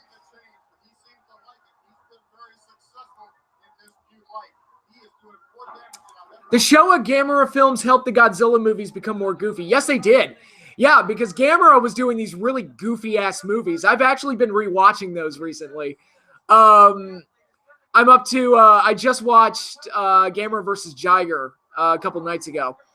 So I've got Gamera vs. Zigra and Super Monster Gamera to watch to finish up the original run. But yeah, the Showa Gamera films were big hits, and they are cheesy and dumb as hell. And the Godzilla series kind of changed itself to match the Gamera films, which if I were Toho watching the Gamera films, I'd be like, wait, people are watching these and some people are actually choosing those instead of our movies? Seriously?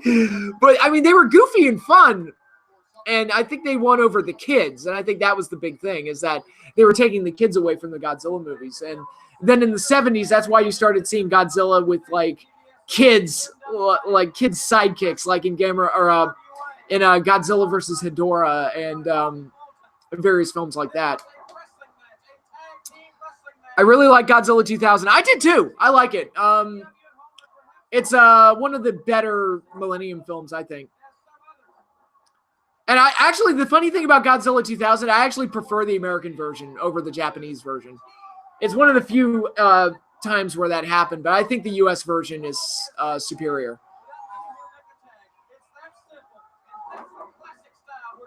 Beware Gamera Super Monster. It is the Gamera version of Godzilla's Revenge. Oh, trust me, I know all about Super Monster Gamera. I know. Yeah, it makes Godzilla's Revenge look like a masterpiece by comparison. Jet Jaga, da ha da da da. I don't know the words because it's foreign language. The MST3K translation of the Jet Jaguar song is kind of amazing. It's one of my favorite MST3K moments.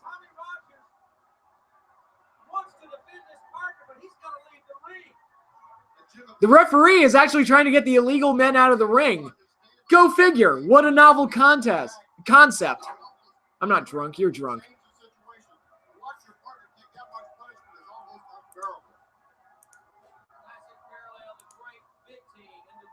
Why was Jet Jaguar not in Pacific Rim? Probably copyright, if I had to guess. You can't actually, like, use Jet Jaguar. It would have been nice if there was one, because there have been talks about doing a Pacific Rim Godzilla crossover, and one of my ideas right off the bat is like, well, you've got to take it. You got to have a Jaeger named Jet Jaguar. I mean, you just have to. If you're going to put Godzilla in the Pac Rim continuity. What did you think of Pacific Rim Uprising? I will give more details about it when I do my kaiju reviews. It's going to be one of the movies I do an in-depth review of for my kaiju movie reviews. But I will say I hated it. I thought it was terrible. I thought it was a misfire in almost every way. I thought the movie was terrible. To be perfectly frank, I thought it was an awful, awful movie. There should be a Megazord in Pac Rim. That'd be an interesting crossover, Power Rangers and Pacific Rim. Tommy Rogers making that comeback. Oh, got tripped up. by Rotunda. Dr. Death misses an elbow drop. Up, the illegal men are in there. Get him out, ref.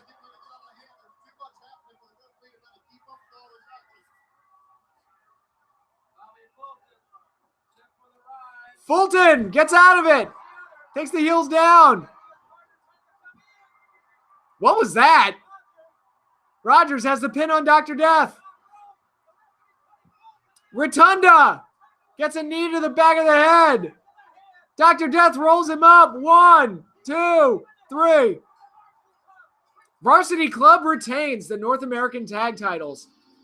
And we don't get to, they just kind of cut away from that really quickly.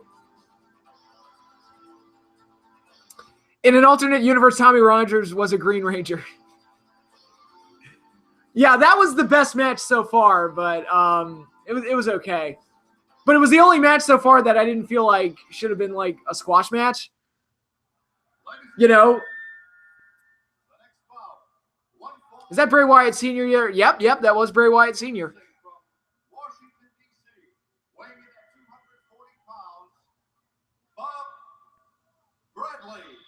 Bob Bradley? Is that his name? Bob Bradley. That's about as generic a name as you can possibly have. That's more generic than Lars Sullivan. Which, by the way, I do like Lars Sullivan, but good God, give him a different name. Here comes Ricky. He's got his kid with him. He's got Bonnie, his now ex-wife.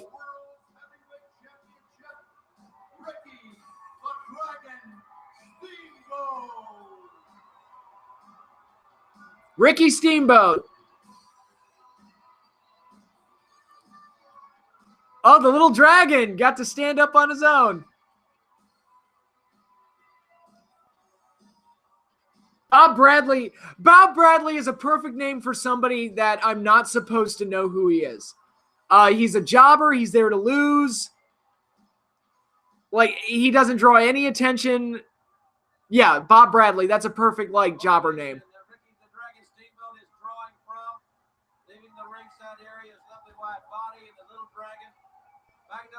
Okay. Now, this is another match that I feel like should be a squash match. So is this thing going to go on for like 20 minutes too, or what? Because this show, I'm not going to lie, this show's kind of testing my patience. It's that old like mindset where everything, only long matches are good matches, but it's like some matches just need to be squash matches. And it's like, come on, get to the point.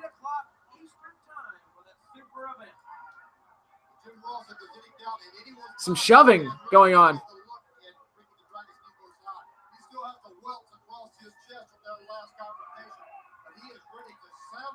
Steamboat in WWF was kind of a missed opportunity. That's an understatement. Steamboat gets an atomic drop and some shots in. Chop! Takes Bob Bradley down.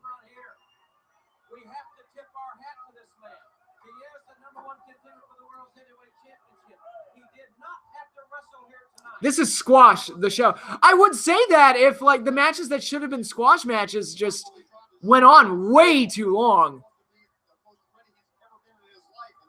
Steamboat just took a hip toss. I feel like that's already more like offense than he should be taking.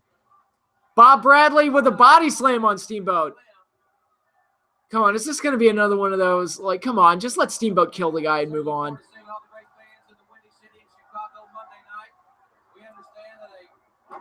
Some fans are chanting, "We want Flair." Arm drag by Bob Bradley. Okay, why is Steamboat taking all the offense here? What's going on? Hip toss by Steamboat. There. Another hip toss. Body slam on Bob Bradley. Double B. Another slam by Steamboat. Arm drag by Steamboat. Another arm drag.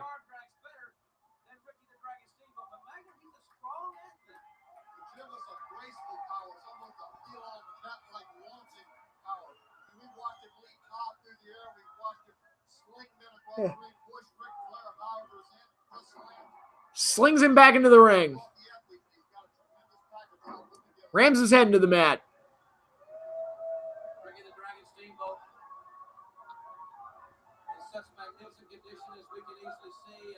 End the match. No more nobodies. Yeah, this is the perfect example of a filler show, right? This show just feels like something that they threw together.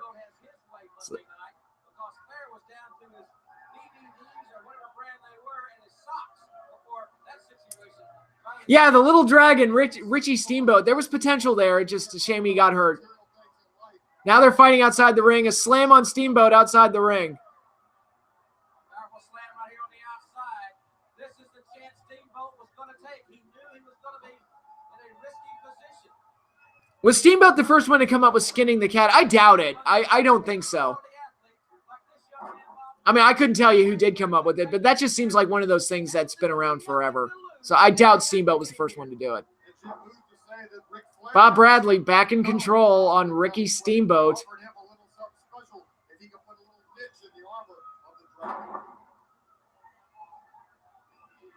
Clothesline by Bradley. Perfectly executed by Bob Bradley. Still to come, fans, don't forget the television champion Rick Steiner in action against Rip Morgan and the battle for the six-man World Tag Team Championship. Oh, Bob Bradley misses. Steamboat gets out of the way. Arm drag by Steamboat.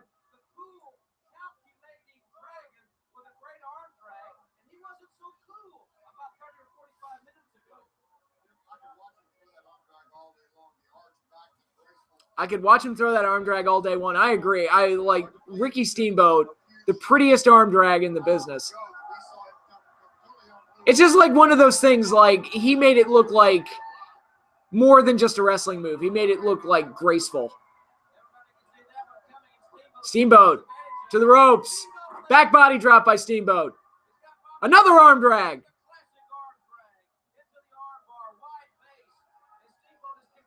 Most WWE fans only know Steamboat as the guy that fought Savage at Mania 3. Yeah, no, he had a... Actually, as we get into the Clash of Champions, we're going to see some of Steamboat's best work. I referenced the Flair match, but there's other ones. He has a match with Terry Funk. He has a bunch of tag matches that are really good in the 90s when he comes back. Yeah, I mean, Ricky, he had some great matches with Steve Austin in 94, I think it was. Fans are chanting, "We want Flair."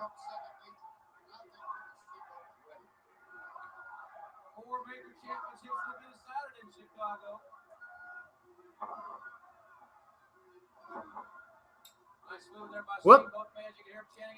Leapfrog, leapfrog. Steamboat takes a chop. Why is Steamboat taking so much offense from this guy? He's the #1 contender, for God's sake. It's Bob Bradley. Sidewalk slam by Bob Bradley.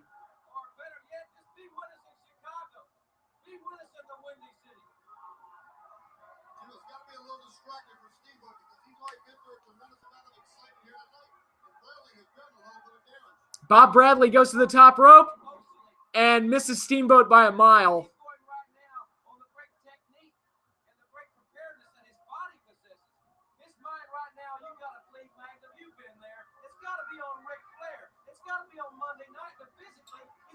Shot by Steamboat. Now Steamboat's going to the top. Bob Bradley sounds like a newsman, right? Flying tomahawk chop by Steamboat.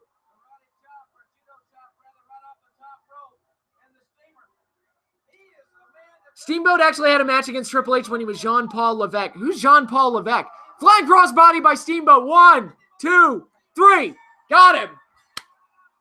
Okay, that was at least like mercifully short. That was, again, probably a little longer than it needed to be. And the Bob Bradley got way too much offense in on Steamboat, but at least it was like, it was a tune-up match for Steamboat. It's like, keep it short. Let Steamboat hit his top moves and go home. Just give him a win right before the title match on Monday.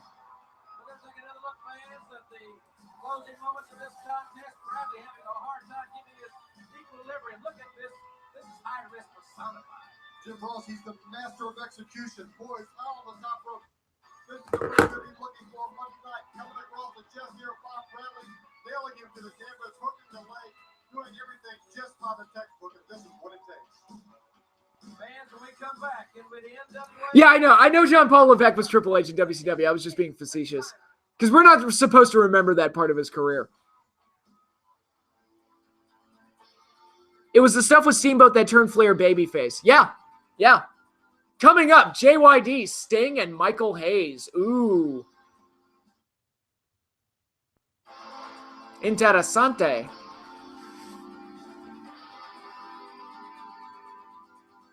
Rick Steiner, World TV Champ.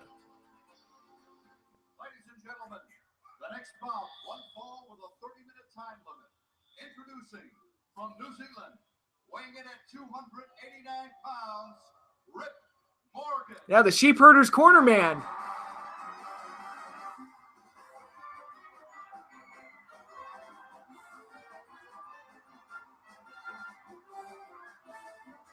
Here comes Rick Steiner.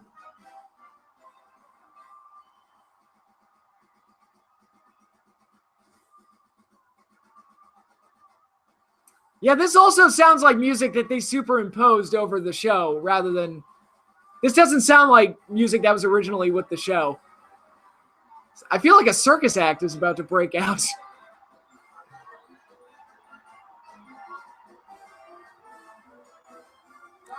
Bad Street, Atlanta, GA. That's a great song. This is a non-title event. As we all know, he will be facing Mike Rotunda for the World Television Championship come Monday night. You would think Bob Bradley is who they were pushing with all the offense he got on Steamboat, right? Yeah, it's like he gets that much offense on a star. It makes me think you're going to do something with him. Mike Rotunda's going to be joining his fans here in just a few moments. Who do you think Steamboat would have had a better match with, Shawn Michaels or Mr. Perfect? He probably could have had a great match with either one of them. Probably Michaels. Well, it depends on which Shawn Michaels. Like, later in his career, fully polished Shawn Michaels. Oh, there's Mike Rotunda cutting a promo. Like, Steamboat probably could have had an excellent match with him. I'm going to make a guess. Being an educated man from a fine university as I am, I'm guessing that you don't beat Chicago, the champion. If you watch Mania 19 on the network, you can barely hear Voodoo Child under the generic music they put it to. They put over it. Yeah, and the music they put over Voodoo Child is awful. Awful. It sounds like WWE didn't have the rights to Doink the Clowns theme, right? I heard that music and I expected clowns to come out. Marge. Yes, homie. That's it. You all have held me back long enough. I'm going to clown college. I don't think any of us expected him to say that.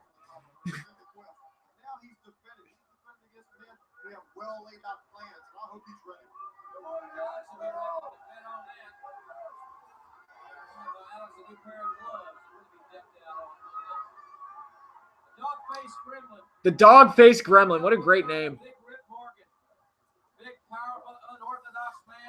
Yeah, there was Doink, Dink, Wink, Pink. Was there a stink? I don't know if there was a stink. Oh my God! Steiner. Okay, Steiner just got his head rammed into the turnbuckle, and then he just like, fuck you, I'm going to ram my own head into it like 10 times.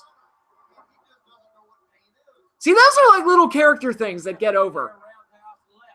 Make somebody stand out. Shoulder tackle by Rip Morgan. Steiner with a power slam.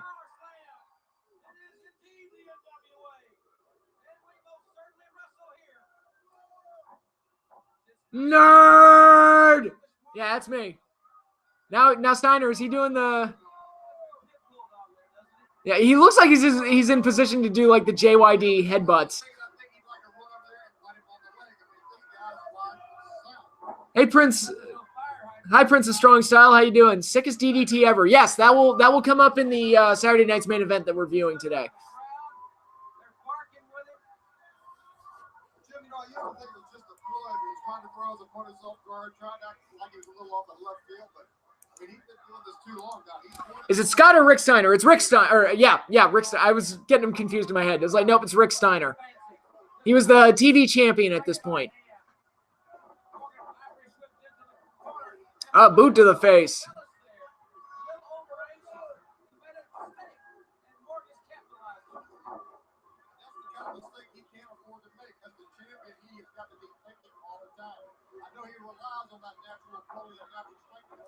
Oh, Rip Morgan with a back elbow. Okay, there's a theme going on here where the guy I feel like should be dominating isn't dominating, and they stretch these matches out longer than they should. It's like, come on, Rick Steiner. You look at Rip Morgan, you look at Rick Steiner. It's like, okay, who's the star here? I feel like Rick Steiner should be killing this guy. Remember when Rick Steiner met Chucky? I do remember that. That was really strange and very odd. I mean, I love Chucky and all, but that was a little... Like, how do you do a payoff to that? And not have it be stupid. Morgan with an elbow or flying splash. He misses. Rick Steiner rolls out of the way. Clothesline by Rick Steiner.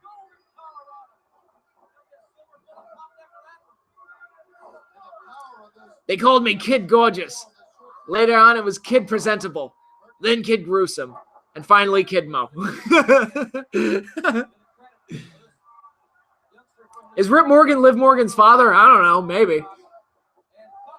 Up, Steiner with a suplex. Belly to belly. 1, 2, 3. He got him. See, that was better. Like, quick and to the point. And they keep cutting out right after the finish, too. It's really... Is that the original broadcast, or is WWE, like, editing that out? Because it's almost like, 1, 2, 3, got the win. Okay, cut to commercial.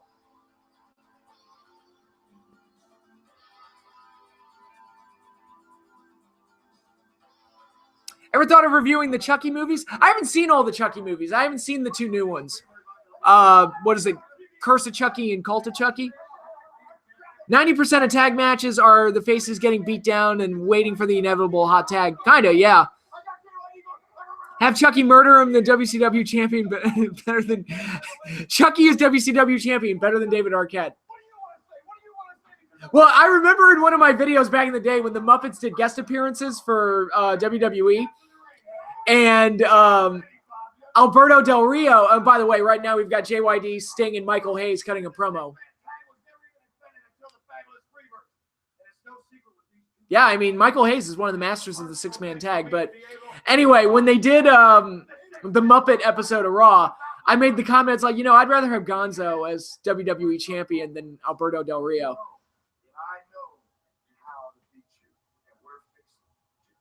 Classic TNA moment, straight to the back after a win. Yeah, TNA did that a lot, but this is actually worse, where it's like, it's literally like they get the 3 count, you hear the bell, and then it immediately cuts to commercial.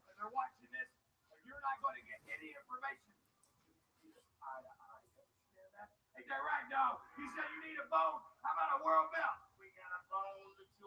We got 1, 2, 3 big bowls to take those. Okay, these are 3 guys. Like, okay, Michael Hayes, Sting, and Junkyard Dog. Could you picture them as a team? Like, it's such a weird collection of baby faces. Did you see the David Arquette title win? No, I didn't. I didn't see that happen. I heard about it afterwards. Doot, doot, doot. Yep, doot, doot, doot. Nope, nope.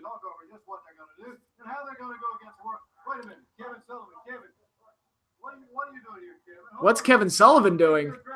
Sneaking around. What are you doing?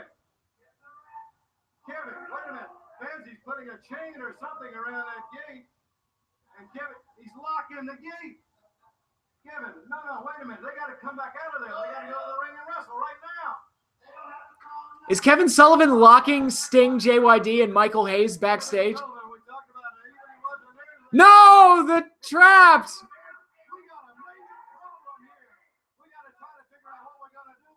Kane could rip that door open. Where's Kane?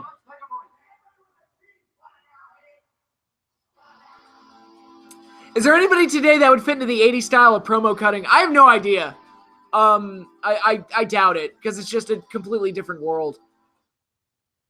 That feels more like a Survivor Series team, right? Yeah, it kind of does. Meanwhile, at the Dungeon of Doom. All right, it's supposed to be the Dog, Sting, and Michael Hayes versus the Road Warriors and Tenryu, but the babyfaces just got locked backstage, so I don't know what's going on. It's a trap! Yes, it is a trap.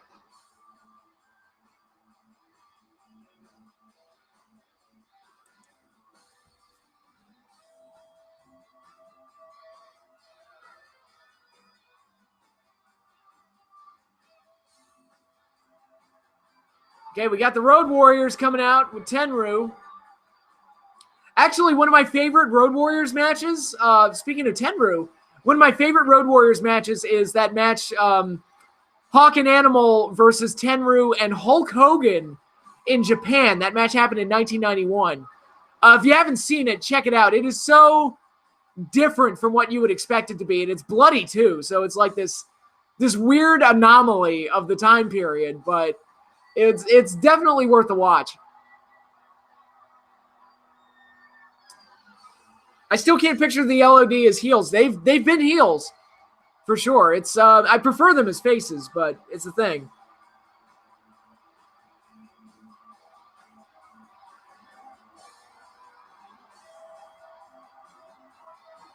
The baby faces are still trapped back there. So are we gonna have our main event or what? And here comes the Varsity Club. Are the Varsity Club trying to steal the babyface's title match?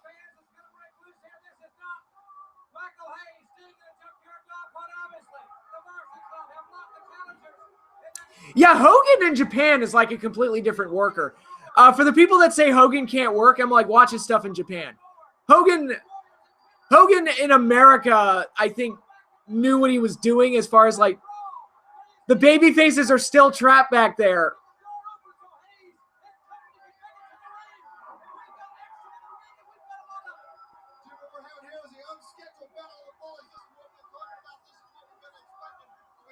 Now Survivor Series is bragging rights. Kinda. I mean,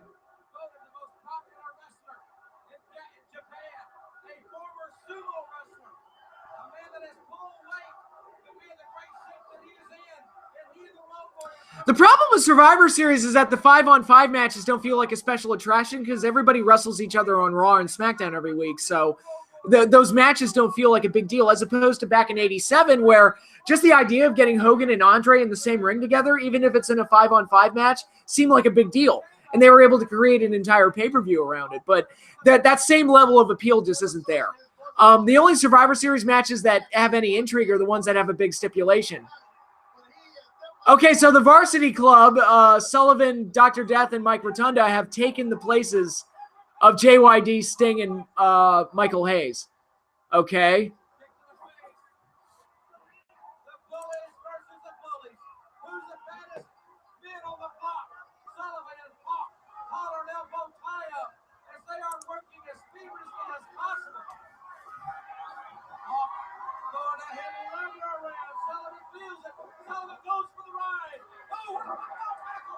Huge shoulder tackle by Road Warrior Hawk. There's Tenryu.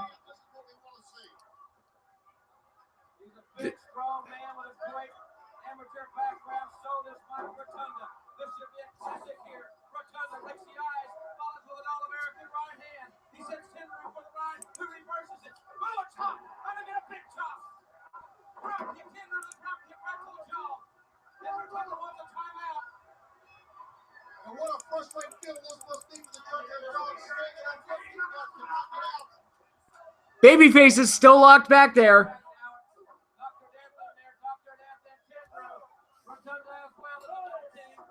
Is it worth going to SD if it means getting to see Daniel Bryan for the first time live? I'd say so, especially if he wrestles. Like, that's even better. Like, I'd say so.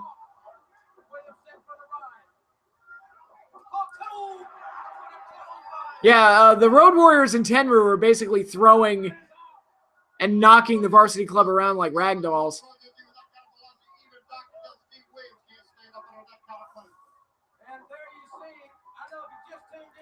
The baby faces are still trapped.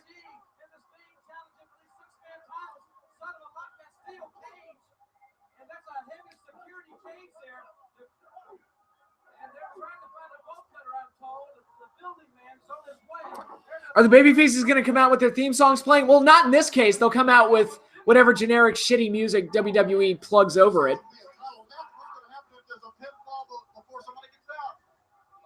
Oh, they're free! The baby faces got out. Well, they've already lost their title match by the look of it.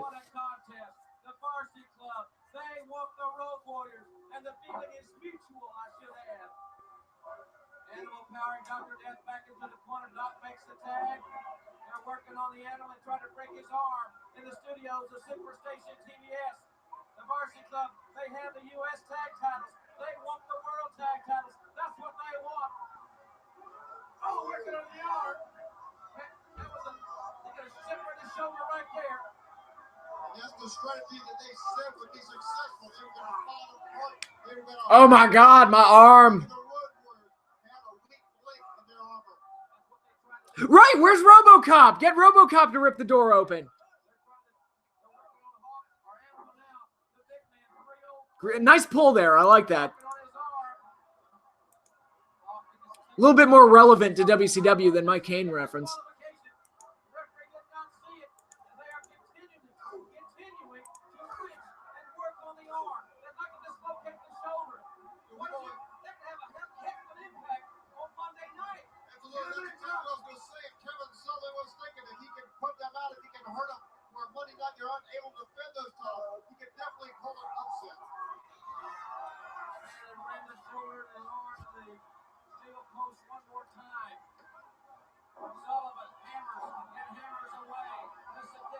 Oh,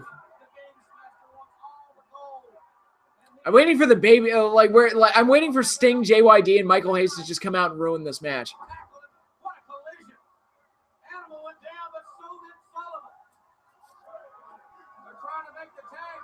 And who made the decision that, like, who in the NWA hierarchy said it's like, oh, the guys that locked the babyfaces backstage, the challengers. It's like, yeah, let's give them the title match instead. That's fair. Pile driver on Animal. And, yep, here they come. JYD, Sting, and Michael Hayes. Sting! Dropkick by Hawk. And we've got a double disqualification. And now everybody's fighting with everybody.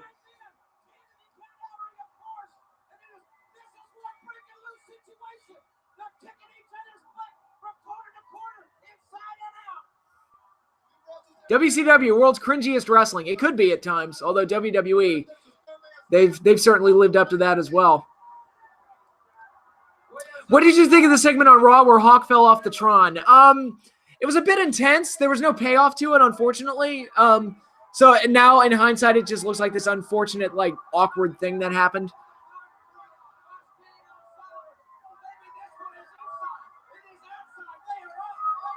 They did reference Stone Cold Steve Austin in The Simpsons once. There's a time where they go see a Zorro movie, and in the end credits, you see something like Time Traveler played by Stone Cold Steve Austin.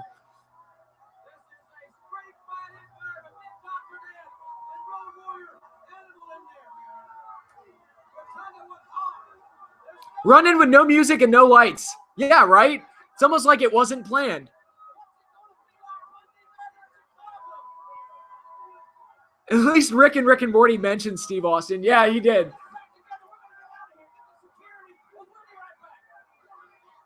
Okay, now we go to commercial and get security to break up this 9-man melee. And now we're getting Chi-Town Rumble, another preview for that. Up, they're still fighting. They're still fighting. But the music's playing, makes me think it's going to end. No? We are back here at the Superstation, and they fought all during the break. The security officers have been unable, Magnum, to subdue these men. And it's like this here tonight. Magnum TA's got this disapproving look on his face. Is like, that's not cool that they're fighting each other. How hard would you mark out if Godzilla showed up in WCW? I probably would have laughed and cringed and marked all at the same time. Would have been an interesting reaction. Where's Dragon? What's Dragon doing these days? Baby, you ain't seen nothing yet. As Flair and Steamboat won a collision, the Varsity Club and the Road Warriors, 4 championship matches on the line. For Magnum TA, I'm Jim Ross saying thanks for being with us. We'll see you Saturday on the Superstation. Okay, we are done with that show. Yeah, Clash of Champions 5, St. Valentine's Day Massacre. That was not a good show. That was a bunch of filler material. It felt like something that was thrown together to hype as like a last minute hype for Chi-Town Rumble the following week. Some of the like Flair Steamboat stuff was cool, but for the most part, it was a very haphazard, very sloppily put together show. And that's unfortunate. I want to, that I'd say this was easily the worst Clash of Champions we've done so far. And it's funny because I said that last week, and it's like, oh my God, they don't keep getting worse, do they? But good news is the next one we do, Clash of Champions 6, has the Flair Steamboat match. So, that trend is going to break next time we do this. The Flair Steamboat, yeah, it was. The Flair Steamboat thing was by far the best thing on the show. It was like, it's not even close. Have you played any Godzilla video games? Unfortunately, yes. Most of them are terrible. The best ones are the like the fighting games. They came out on like GameCube and PS2, like Godzilla, like Destroy All Monsters Melee, Save the Earth, and Unleashed. Even though Unleashed had a bunch of problems with it. Okay. Yeah, Clash of Champions, that was not a good show. Horrible misfire, unfortunately. But it's how it happens sometimes. But yeah, we are gonna watch Saturday night's main event 6, which happened on May 1986. I'm gonna take a quick break before we do that. I need to go to the bathroom and get something to drink. So I will return shortly. Just stay online. I'll be back in about 5 minutes. So don't go away.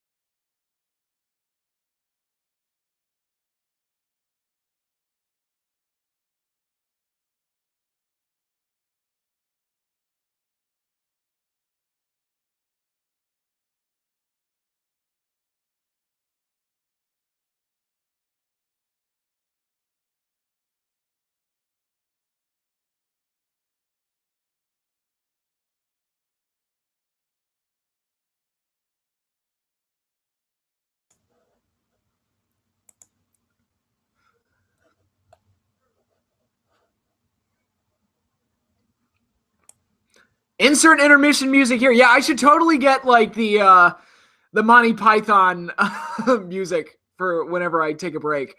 Okay. All right, I just want to send out a quick notice.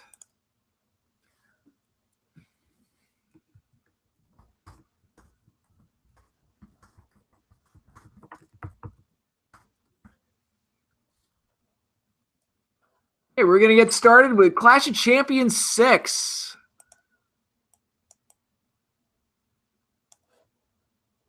Oh, now that I'm back, can everybody hear me? That's the other thing, because you never know if my mic is going to cut out again.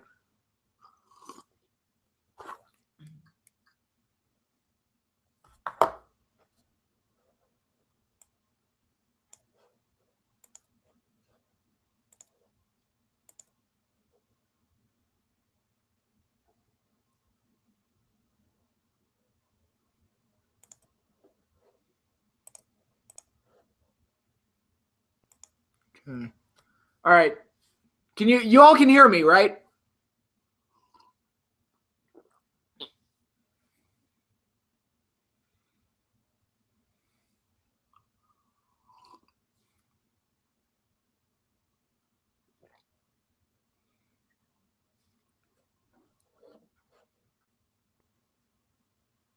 Loud and clear. Okay. Got it. All right. So we're going to get started with Saturday night's main event, May 1986. Description on the network. Hulk Hogan and the Junkyard Dog battle Terry and Haas Funk. Jake the Snake Roberts faces Ricky Steamboat and the British Bulldogs and much more. Yeah, Jake the Snake Roberts faces Ricky Steamboat. That's a pun, isn't it? He face plants him. Yeah, this is, if you remember last week, we were doing the Saturday night's main event that pretty much set up WrestleMania 2. And now we're past WrestleMania 2, and this show features a lot of the fallout. And yeah, a lot of interesting things happen on this show. I know it's like the final WWE appearance for Terry Funk. He would go back to the NWA after this, and I believe this was his last match with the WWF before ultimately coming back as Chainsaw Charlie back in the late 90s and yada, yada, yada, whatever. But yeah, I think it was Terry's last show. I think it was Uncle Elmer's last show. You know, I know so many hearts are broken that Uncle Elmer will no longer be the final Saturday night's main event appearance of Uncle Elmer. But let's go ahead and get started.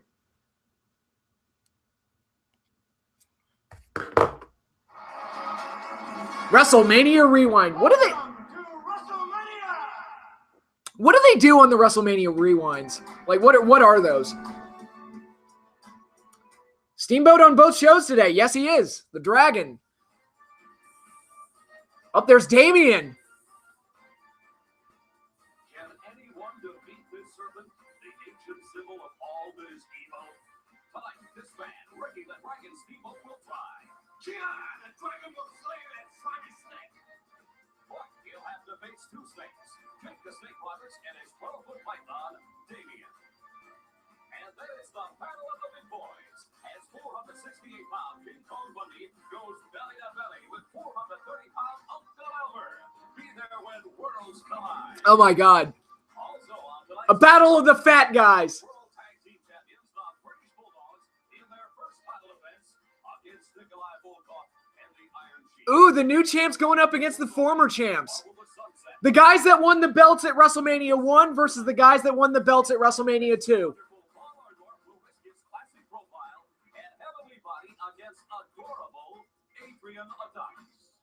I want this man.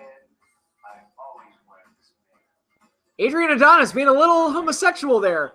Kind of a precursor to Gold Dust, I'd say. What are you drinking? It's just coffee.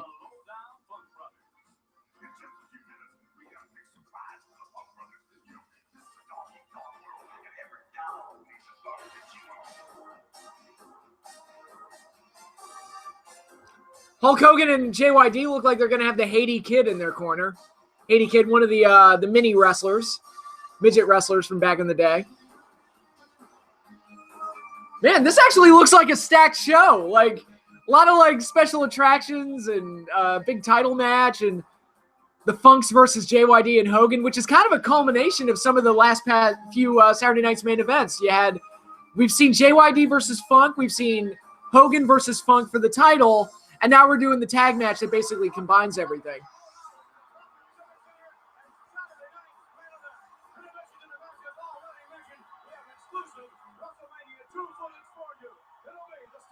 Okay, yeah, that seems interesting. What are some of the matches they've done for the WrestleMania Rewinds? I mean, I guess I could go look it up myself, but I'm too lazy. Does anyone know why WWF insisted on calling Dory Funk Jr. Haas? Oh, there's Bobby.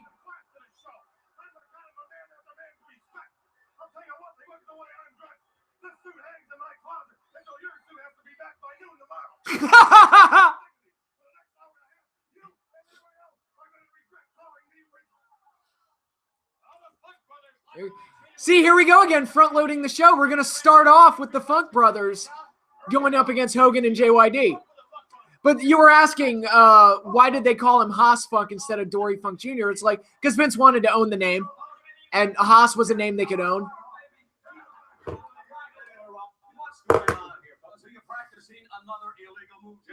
Another illegal move. They're throwing around Jimmy Hart's megaphone like a football. It's like they're practicing catching it so they can smack Hogan or JYD with it.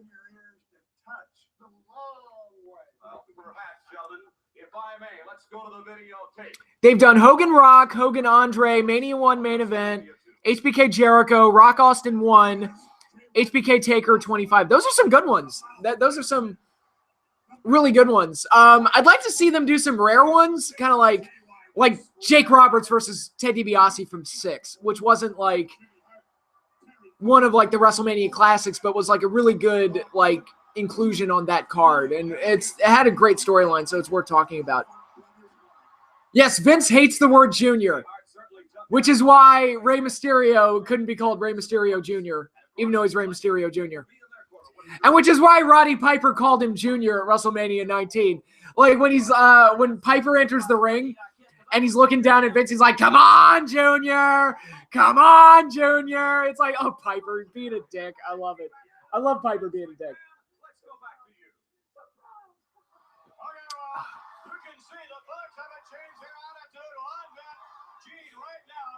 The Funks haven't changed their attitudes. There's a bunch of assholes from down south. We hate Southern people here up north.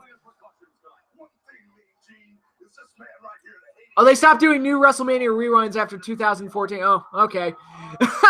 Never mind. They haven't done one in years. That's a shame. It's like, I think that series has potential to be like good. Haiti Kid, this was after Roddy Piper shaved his head.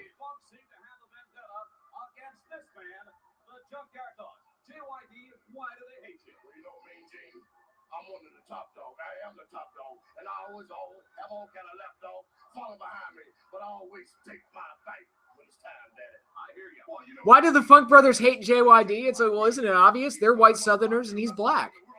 It's obvious why they hate him. Come on. Just tell the obvious story, guys.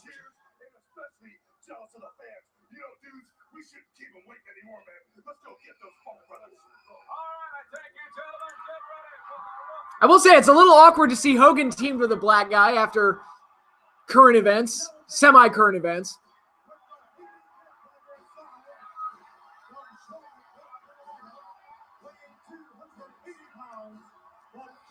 Do you think front-loading the shows was a good idea, or do you think the most important things should go on last?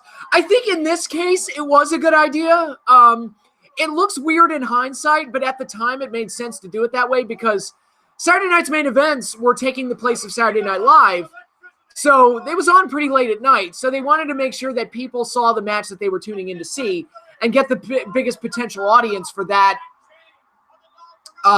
show. And you know, if people had gone to bed at like, got Bobby Heenan on commentary. I'm so happy right now, but it made sense to do it the way that they did it back then. It just looks weird in hindsight. So I guess you could say on repeated viewing, it's a bad thing. Oh, and now you got Hogan doing the JYD headbutts. Yeah, JYD was doing like Hulk Hogan body slams and Hogan's doing the JYD headbutts. And Haiti Kid is pulling down on Jimmy Hart.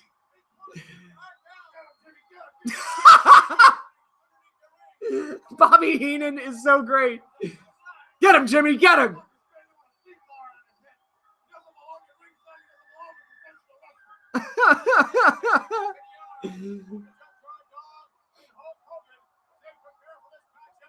JYD and Steamboat on both shows today. Yep.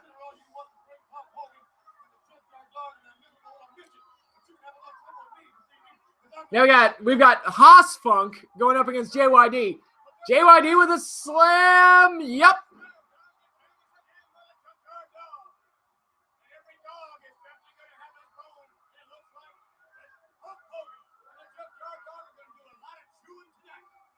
That sounded bad, Vince. JYD and Hulk Hogan are going to do a lot of chewing tonight. It's like, okay. Now we got Terry in there, my boy. I'm the Funker, damn it. Oh, he looked like he was going to take a shot at Hogan. No. Bret Hart, your mother's a whore. Vince McMahon, you Yankee bastard.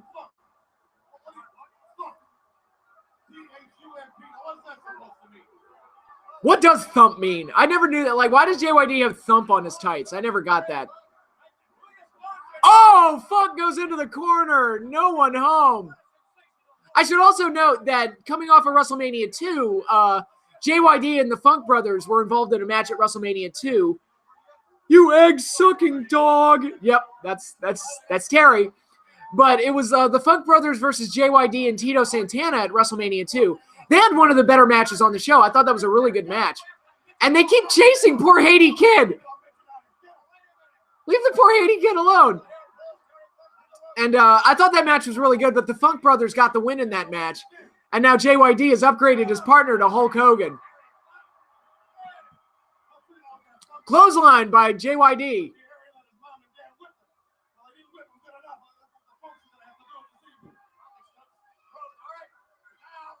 Haas Funk, and now Hulk Hogan gets the tag. Didn't that match have a table spot in it? Yes, it did. The WrestleMania 2 tag match did have a table spot in it.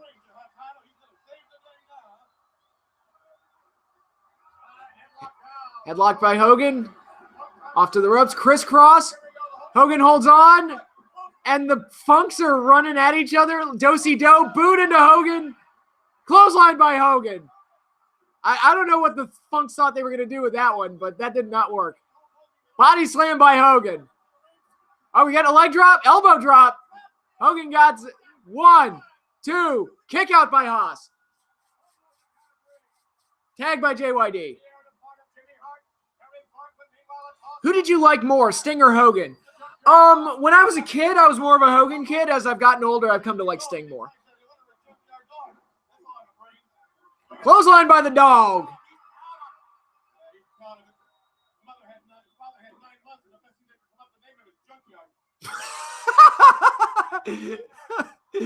Bobby Heenan is the best. His mom and dad had 9 months. The best name they could come up with was Junkyard.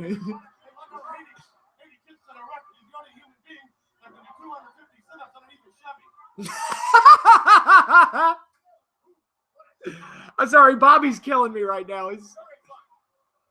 Terry Funk, he's got the dog. Got him in the corner.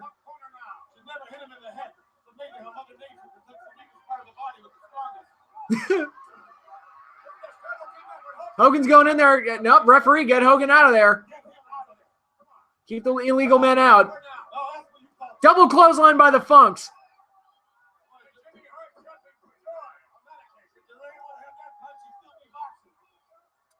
Bobby Heenan will throw Vince out of here. He's Indiana's favorite Bobby. Come on, he couldn't hold Bobby Knight's towel. JYD fighting back.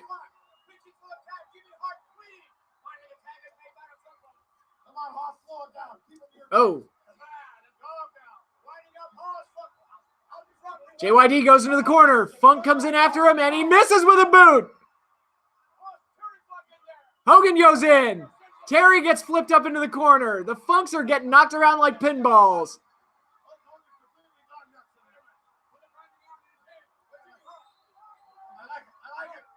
Oh, boo! Midget shish kebab. Jimmy Hart just hit Haiti Kid with the branding iron. Now Hogan's going after Jimmy. This this is a total like dog and pony show, but it's fun. Who? Exactly. Oh, poor Haiti Kid got hurt. Bobby Heenan is being so mean to Haiti Kid. Oh, JYD's taking him backstage. This is almost like the Mega Powers incident with Randy Savage and Miss Elizabeth. Only replace Savage with Junkyard Dog and replace Miss Elizabeth with the Haiti Kid. Hogan's out there by himself, and it's just him. And he's in there with Haas Funk right now. Body slam. Terry Funk gets knocked on the timekeeper's table. Yeah, remember when the timekeeper's table used to be right next to the ring? JYD's back. When is Akeem the African Dream coming in? He comes in 88, I believe.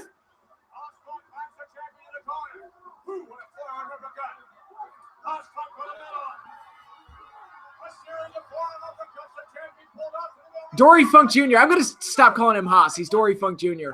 Suplex by Hogan. God, Dory looks old here, too. No. Terry Funk gets a headbutt in on Hogan. And now JYD headbutts Dory. You need a traffic cop to direct this match. I agree. This is crazy.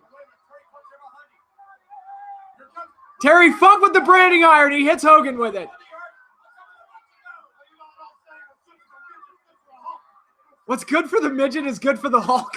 Jesus. Bobby Heenan is just killing it right now. Jimmy and Terry are just beating the crap out of Hogan right now outside the ring.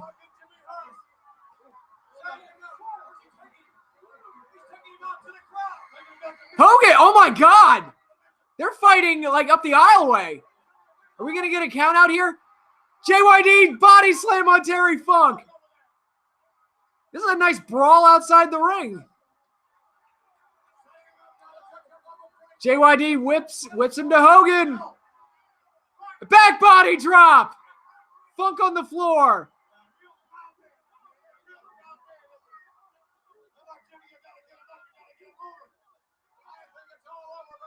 Yeah, Akeem is the weirdest repackaging.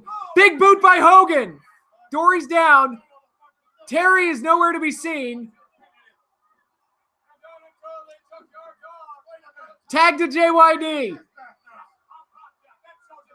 Don't let this match end in a count out, McMahon. Oh my God, Bobby. You seen one midget, you seen them all. Ooh, a shot by Dory. Uppercut by Dory. Boom. JYD goes down. Terry Funk back on the apron. We got a tag. Haiti Kid's back out there.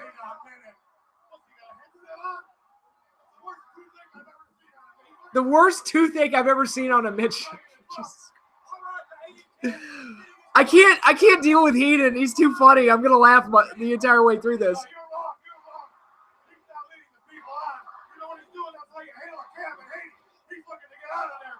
That's how you hail a cab in Haiti. That's, oh my God, this is too funny. Like, this is hilarious. And clothesline by the dog, double clothesline. They clotheslined each other. JYD's got to get the tag to Hogan. Terry's got the leg. He's got JYD's leg. Can't get the tag. No. Kick away by the dog. Yeah, he's not going to get the tag. Body slam by Terry Funk. Heenan should have been a stand-up comedian. He could have been. I mean, good Lord.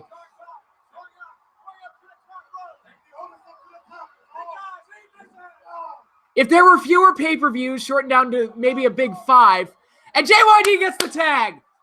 Could Saturday Night's main event work in the current wrestling situation? Less pay. Leg drop by Hogan. That's the 3. 1, 2, 3. And now Dory attacks Hogan from behind. Where did Heenan being called the Weasel come from? That started, I think, in the AWA, if I'm not mistaken. And now the Funks are upset. They're beating up the Faces. Now they're going to attack Haiti Kid again. Oh! Vince on commentary is like, that's the most disgusting thing I've ever seen. No, don't brand the midget. Hulkster pulls him out of the way.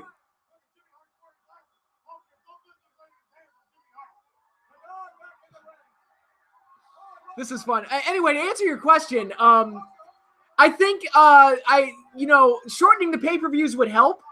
I think the 3-hour Raws and 2-hour SmackDowns are still a bit much to allow for Saturday night's main event, but I mean, shortening the content would allow for Saturday night's main event to work.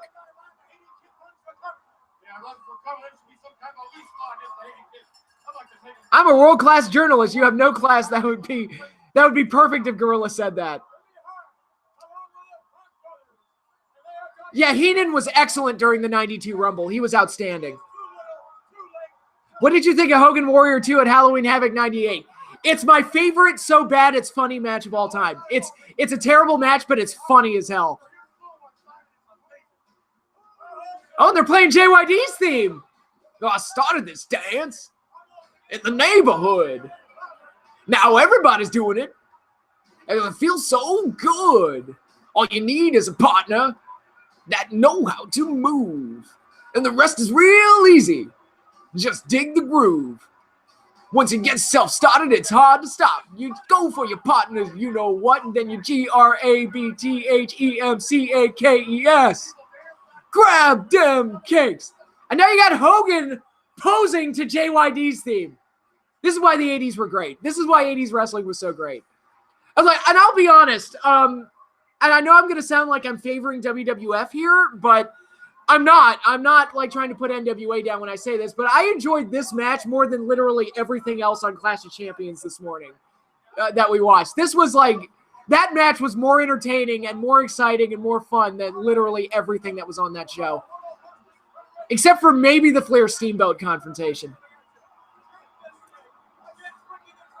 What did you think of Stryker during the 2011 Rumble? I don't remember. Like, how was Stryker? I'll be honest, I like Stryker as a commentator, but I don't know how he was during the 2011 Rumble. I think he's good in Lucha Underground. A lot of people trash him. I don't get why. Okay, next up, it's the Battle of the Waistlines. King Kong Bundy versus Uncle Elmer. I don't expect this match to go very long. Bundy has the advantage in this match. Let's go right now to the weigh-in. All right, ladies and gentlemen, today's weigh-in in preparation for tonight's Battle of the Big Boys here on Saturday night's main event when Uncle Elmer meets King Kong Bundy. My guest at this time, manager, of course, of King Kong Bundy, Bobby the Brain Heenan, here to watch the proceedings and get the exact figures off the scale. Just to make sure everything's on the up and up. They don't come any bigger. They don't come any stronger. They don't come any... King Kong Bundy, who, All right, King Kong Bundy, coming off of his big loss to Hogan at WrestleMania 2, he would actually get a few other title shots against Hogan on Saturday night's main event, but that doesn't happen until 1987.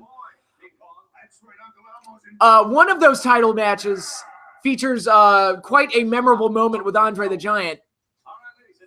Uncle Elmer's fried pig parts. He's eating like, it looks like a bucket of KFC, except it's like fried pig parts. And he's eating out of it as he's about to be weighed.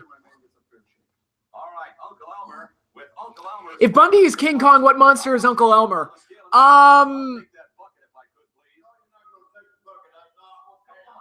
You got to drop the bucket so the weight's accurate, you dumbass. Uncle Elmer, I don't know. Like, what's a big fat kaiju? Jabba the Hutt? I mean, Jabba the Hutt on, giant sized? I don't know. 30 pounds of pig parts, and you get the biggest hillbilly living in the world today. Stryker kept marked out for Burker, marked out for Diesel. He even said, "Holy shit!" Well, I mean, that's good. I mean, I like it when the announcer cares, you know. Uncle Elmer, who has been featured a lot more heavily on Saturday night's main event than I would have ever expected. Are you gonna do live streams from the Attitude Era? When I wrap up Saturday night's main event and Clash of Champions, we'll see. I'll want to keep doing this. I don't have to think of something else to do in its place. So it's a possibility, but I don't want to commit to anything yet.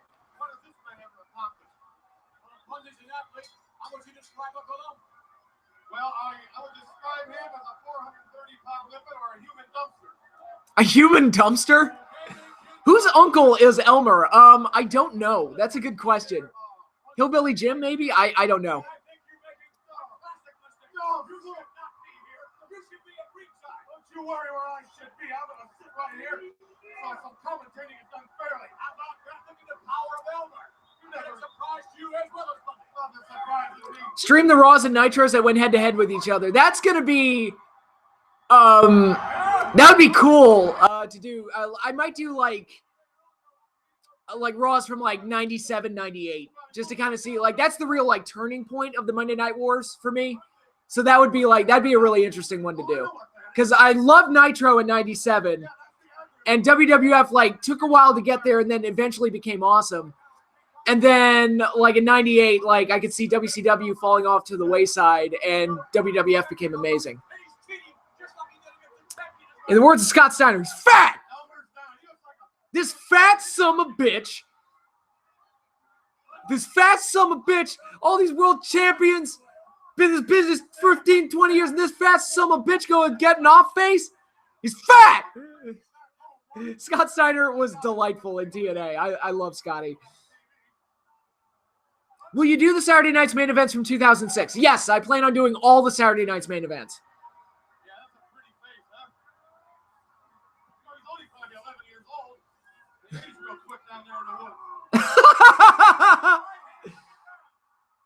Uncle Elmer's only 11 years old. They age real quick in the woods. The fans are surprisingly into this. Up. Elmer's got him in the corner. He's got a butt slam him.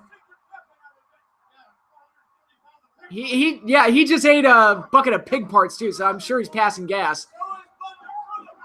Uncle Elmer going to come in with an avalanche of his own.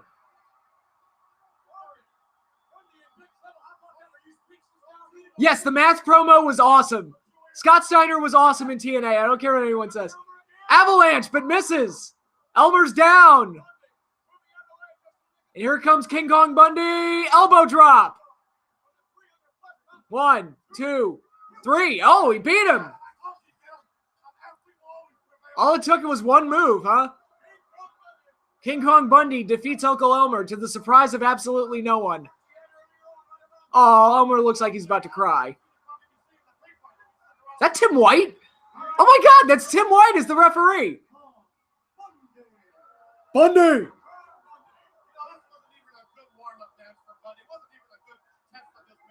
Yeah, that Elmer Adonis match at Mania 2 didn't work.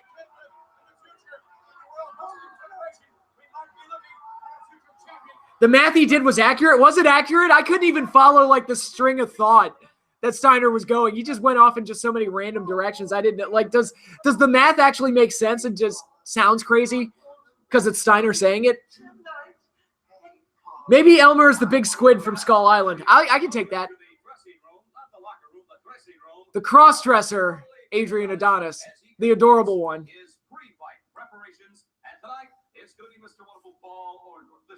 Yes, certainly I am Twisted Steel, and certainly the man has sex appeal. The man has a Greek dad. Look at the baseball biceps. He's talking about how Paul Orndorff has sex appeal. Look at the straight nose, the eyebrows, the legs, powerful.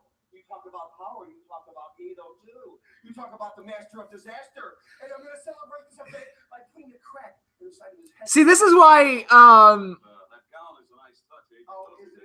wasn't Tim White the referee that's immortal after trying to kill himself? Yeah, they turned that into a very odd running gag that wasn't funny. Is WrestleMania as big as it's ever been? I mean, you could argue it's bigger. Like, the biggest it's ever been when you look at the size of the shows they do and the success of them, but that doesn't mean they're as good.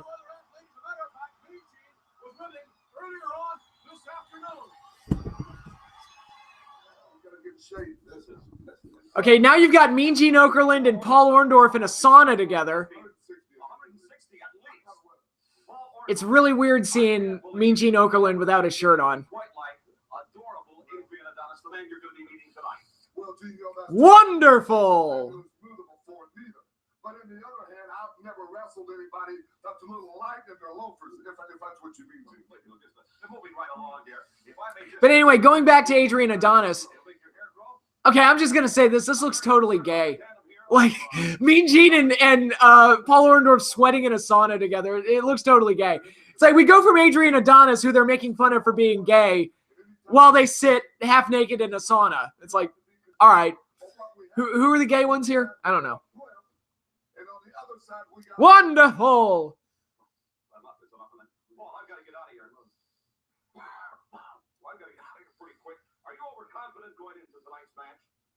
In your top 5 best Manias, what would be your number 6? Yeah, if I recall correctly, I said my top 5 at the time were, when I did the video, it was 3, 7, like 14, 17, and 19, I believe were my top 5. And then after that would be either WrestleMania 10, because it fell on my birthday and I'm biased. Arm drags by Orndorff.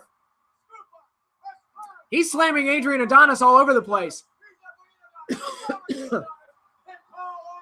And out he goes. God damn, Adrian Adonis could bump like a machine, even at this point when he was fat. 30 I would throw up there as like a potential number 6. I guess 21 would be up there. I like Mania 8. I would throw that one up there. 12 is a surprisingly good one. I would throw that one up there. I'm trying to think. What were some... 24 would be one of the better ones of the 20s. And, oh, Adrian. Okay, this is where I give Adrian Adonis credit, where I get mad at Chris Hero. It's like, dude, if you're going to be fat, make it your gimmick.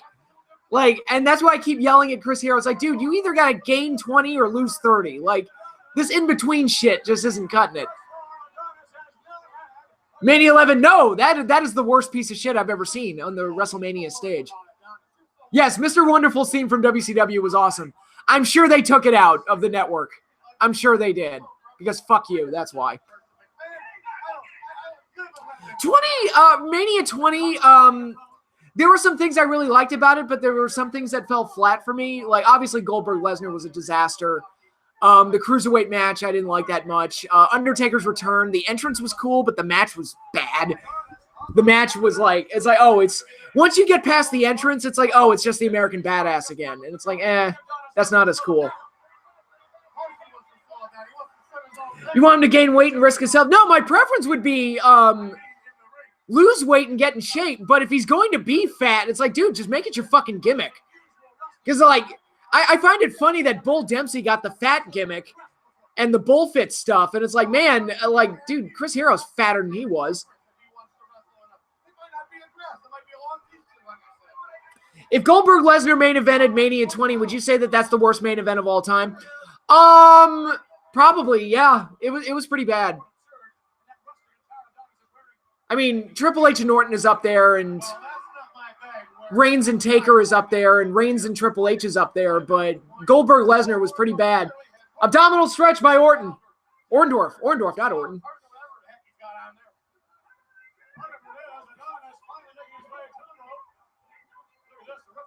It's in the ropes. Break the hold, ref.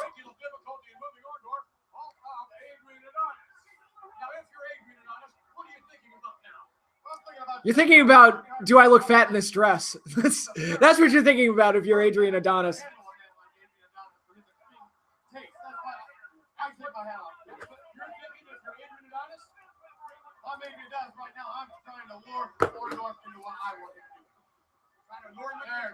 Nice shot by Adonis.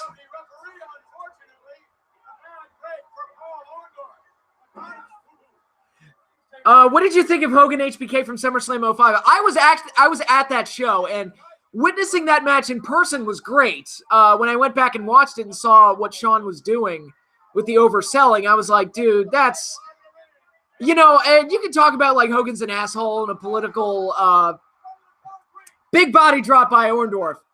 You can talk about how Hogan was like a political jerk and should have put Sean over, and that's all true, but you know, when you get out there in front of the cameras and in front of the fans, it's time to act professional and do what the boss wants you to do. And now he's got, Orndorff has Jimmy Hart in, what's he going to do with him? Got him picked up. Throw him over the top on top of Adrian. You know, when the cameras are rolling and you're in front of the fans, it's time to act professional, and I don't think Shawn acted professional that night. It's, you know, fortunately, being in the live audience, it didn't ruin that experience for me, but going back and watching, it hurt the rewatchability of the match. The two Sid main events are bad too. Yes, they are. I forgive Hogan Sid because of Warrior's Return, which was actually pretty well done. In your top 10 worst WrestleMania matches, where would you put Reigns and Taker? I don't know, but when I did that video, I think I feel like I need to like remake that video because there have been some pretty bad ones since I did it the first time. The overselling wasn't noticeable live? Not really. It wasn't really noticeable until he took the big boot. That was the first thing I noticed, where I was like, what the hell? Like, what just happened there? But other than that, it wasn't really that noticeable.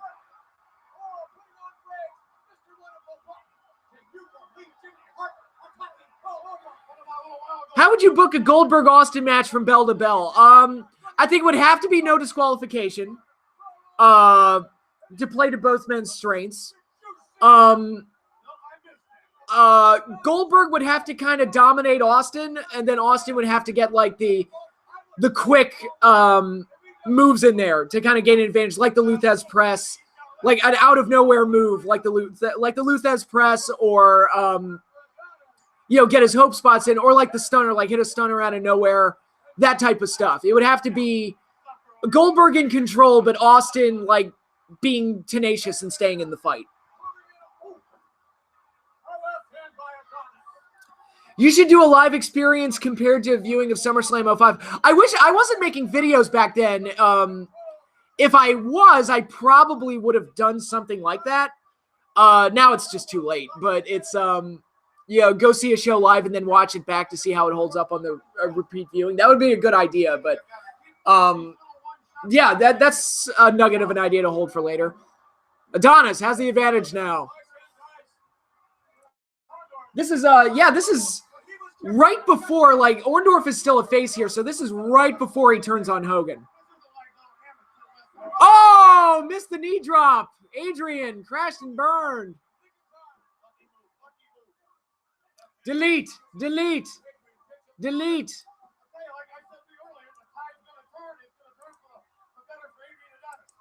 I can't ever watch a show I've been to. You know what? I rarely do. That's the thing. When I've seen it, because I've never gone back and watched Battleground 2016 live. I just kind of like, oh, I saw it. I was in person when I saw it, but I never like went back and watched the actual show.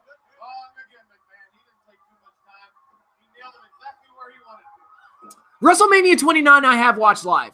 Yes, I have watched the actual show, the broadcast version. Excellent revisit. You should go back and revamp the top 10 WrestleMania matches of all time. I have Reigns versus Taker at my top 5. My number 1 would be Cole Lawler or Goldberg Lesnar. Cole Lawler's my number 1. That's not changed.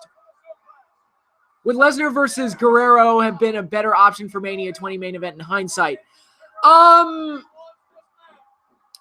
guess in hindsight, because the Goldberg-Lesnar match stunk the way it did, but what would Angle do? Like, that's the other thing, is like, what would Angle's match be?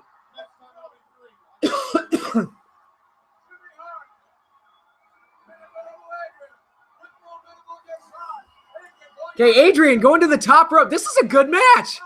Another one. Here we go. Is he going to miss? Get the knees up. I'm enjoying the hell out of this match.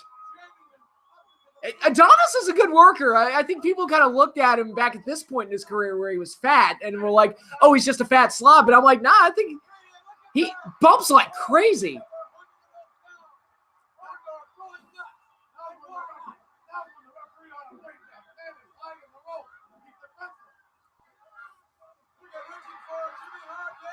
Now Orndorff has Jimmy, smacks him across the face with a closed fist. Irish whip by Orndorff. Drop kick by Orndorff. And into the... Wow! Okay, so Adonis took the drop kick and stumbled backwards and went shoulder first into the turnbuckle or into the ring post. Please don't rip that dress off. Please don't. No, I don't need to see that. Mick Mahan. Yeah, I should go to the Baltimore show. Yeah, I should do something about that. Yeah, do a video about the Baltimore show and that experience. Absolutely.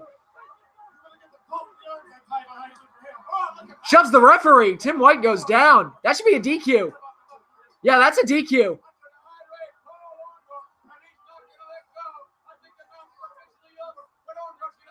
We laying the seeds for an Orndorff heel turn here because he just got himself disqualified.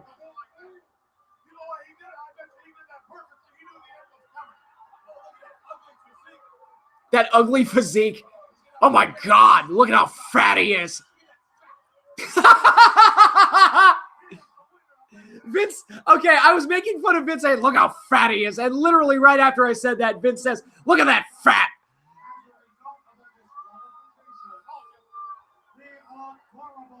Adrian Adonis wins by DQ. That was a good match, though. I enjoyed that.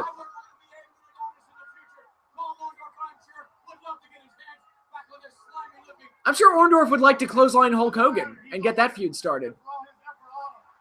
Wink, wink, nudge, nudge. Your quick thoughts on the upcoming NXT New Orleans. Honestly, it's giving me the match I'm most excited for WrestleMania weekend. Ciampa versus Gargano. So, yeah, I'm super excited for TakeOver. Did you see the clip on NXT where Gargano tried to get into Ciampa's house? Yes, I did. That was some good stuff. What's a Johnny Gargano? He's Johnny Wrestling. Hulk Hogan promo? But in just a few short hours, this place is going to be packed to the rafters, and that is called Hulkamania. Fans are going to be here. You can feel the electricity when it comes to town, much as it did in Phoenix, Arizona, the last time we saw you on Saturday night's main event. As a matter of fact, Hulk, I want to remind you and the millions of fans around the country just exactly what transpired on Saturday night's main event last time in Phoenix. Let's go. He got injured by King Kong Bundy and Don Morocco. This is the ambush. Yep. Bundy, Morocco, Keenan, that took place here on Saturday night's main event. And as a result of this, Hulk Hogan, suffering the greatest indignity of his wrestling career, taken to the hospital, where it was pronounced that he sustained cracked ribs and internal injuries. But then Hogan beat him at WrestleMania 2, so we're fine. Family, friends, wives, or just plain human lives. Most of us are so fortunate, we really don't even know what we have. We're so close to it. It took something like this on the last Saturday night's main event to put my feet back on the ground, to make me realize that Hulkamania needs to be fought for every day. Training, saying your prayers, and eating your vitamins. Something I've instilled in this generation shall live forever because it shall be passed on. But now my eyes have been opened. My feet are back on the ground, and I realize I must fight for Hulkamania every day of my life. Okay, Hulk Hogan, as you know, that particular confrontation in Phoenix led up to the sensational WrestleMania 2 and a classic confrontation in a steel cage with King Kong Bundy. Let's take a look at this exclusive play. Yep. Yes, indeed. The ultimate athletic confrontation. That shot of Hogan on top of the steel cage ripping the shirt off, that is like one of the iconic Hulk Hogan images, I think, because I see it on highlight reels all the time, and it looks awesome.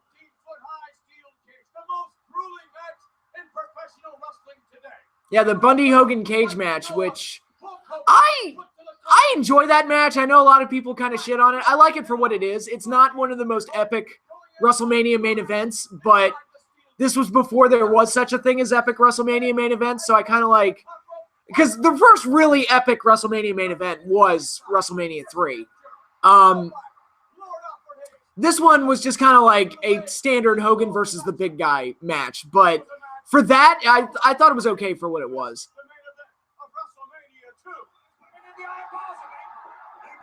How do you think you would have reacted if you were live in the building for Hogan's heel turn at Bash at the Beach 96? No, don't let me listen to Elvira's commentary, please, for the love of God. But anyway, my reaction to the Hogan heel turn, if I had been there live, I would have been stunned silent. I would have been like, what?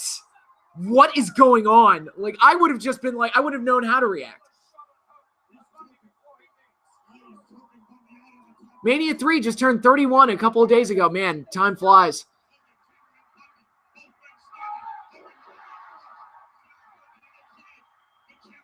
What's the best wrestling name for a wrestler that you can come up with that would work on a big stage like WWE? Oh, I don't know. I'm not like, I'm not good at naming things. Bob Bradley. That's my answer. Hogan wins. I almost feel like they're showing this because I wonder if WWF thought that they had fans that only watched Saturday night's main event, so they wanted to recap what happened last time and show them the follow-up to that.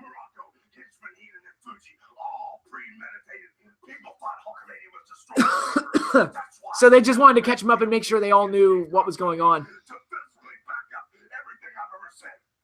proved in that steel cage I'm the number one at what I do, the world heavyweight champion. Now it's time for sweet revenge. Bundy, Morocco, Eden, Fuji, I get my hit list. It's all lined up. One at a time. I'm going to take you down and knock you out. What you going to do? Would Hogan's heel turn have been more shocking than the streak ending if you were there live? If I had been there for the streak ending live, I would have been the asshole that would have been cheering in the crowd. I'd be like, it's over! The streak is over! Yes! Yes! I would have been a total dick about it.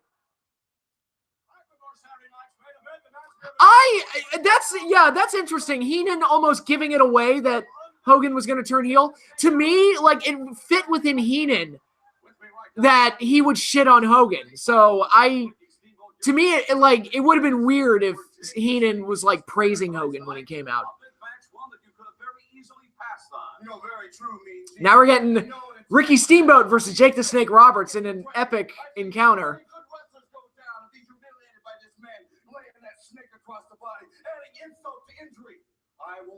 You probably wouldn't have made it out of the building alive. Oh, who would have stopped me? A bunch of kids and nerds. Like, it's like, oh yeah, I'm sure I would have pissed some people off. WrestleMania 2, yeah, the famous George Wells snake incident with Jake Roberts. How are you going to deal with a 12-foot python? You know something, everybody's seen it time and time again on nationwide TV. This is a true test for sure. But Roberts, it might backfire on you. You might be the one humiliated tonight. You might be the one laid out with your own snake across your body. All right, Ricky. Ooh, Steamboat, best of luck. that's some strong words, Ricky. Go back to you. What do you mean, Gene Oakland? We're going to take you now to some most unusual footage.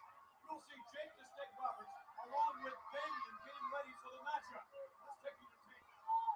Time is almost counting. Okay, we're going to be quiet. It's a Jake Roberts promo. I love Jake Roberts promos.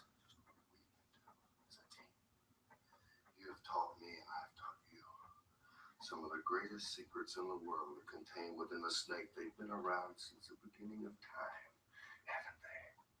Tonight, you got to promise me that you will squeeze all the juices out of that little Hawaiian and show the whole world just how you can squeeze and squeeze and squeeze. Won't you? Jake Roberts is awesome. Jake the Snake Roberts. Jake Roberts should be doing audiobooks. You know what? I would totally listen to that. But anyway, yeah, we're getting this match coming up here. Jake Roberts, I love his promos because in an era where everybody else was shouting and yelling at the top of their lungs, he was very quiet. And he drew you in by being quiet. And he was very methodical and very intelligent and said like these memorable lines. And I think, you know, when I hear about the best mic workers in the history of the business, I put Jake up there close to the top. I think Jake was second to none in that regard.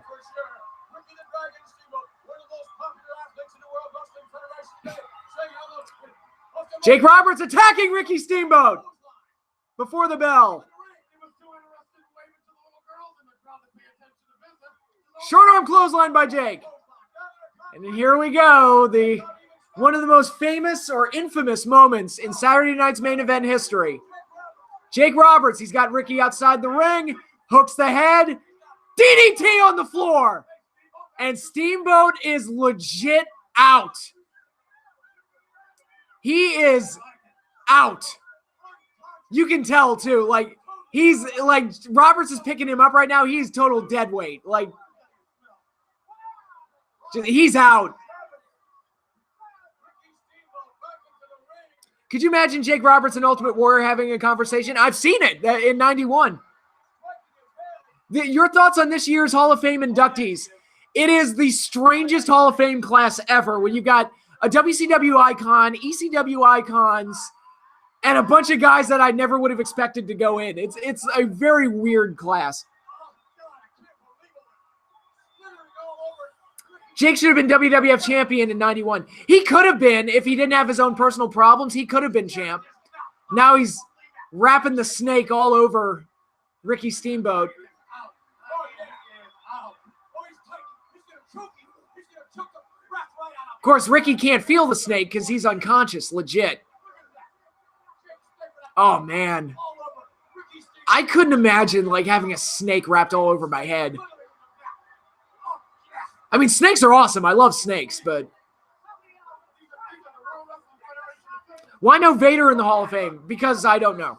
Because reasons. What went wrong with Monty Brown? That is a video I plan on doing, actually. I almost did it this month instead of the new NWO, but the Wolfpack versus Hollywood video, but I changed my mind for some reason, but I do plan on doing Monty Brown at some point. Stuck it right in his mouth. That's disgusting.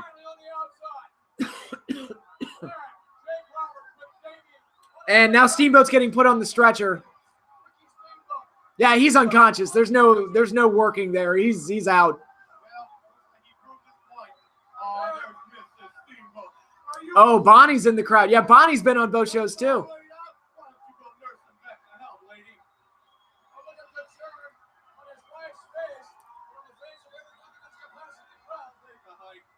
Carl Anderson and his hot Asian wife. Yeah, him and Maria didn't work out. Remember when Ambrose had Damien put on him and was clearly smiling? Well, Damien was tickling him. Okay, we got tag titles up next. This is actually a big match. This feels like this would be the closing match, and it's like this is actually a big one for once. The champions that won the belts at WrestleMania 2 defending against the guys that won the belts at WrestleMania 1. So it's kind of a big one here. The incident with Macho Man, you talking about the Cobra and the snake bite? Yeah. My sister still references that to this day. She said, because I was watching it with her when it first happened, and she says that gave her nightmares. And she still talks about it. Like it gives her, like, she gets like the creeps whenever I reference it. As part of WrestleMania 2, we're going to pick up the commentary of my colleague, Gorilla Monsoon. WrestleMania 2, the Dream Team versus the Bulldogs. I thought they had the match of the night at WrestleMania 2. That was a really good match. Except for this finish where poor Dynamite got headbutted. Yeah, poor Dynamite got headbutted right into Valentine, and he just flew off the ring apron. Although some people would say Dynamite deserved it because he's an asshole. So. In the 2 out of 3 4 match, Gene, and the reason I chose this match was to prove that my Bulldogs give them a fair chance. We're giving them a fair chance. I believe that they'll be tired, they'll be out of shape. Nikolai and the Iron Sheik, we're ready, we're prepared. We're prepared, Gene. I'm ready, they're ready. We're ready, Teddy. I thank you very much. They are the title. Rubber band face, Captain Lou Albano. Who would win, British Bulldogs or American Wolves? Well, today the American Wolves, because, you know, one of the Bulldogs is dead and the other one's, you know, handicapped. I mean, pretty easy fight, I would think.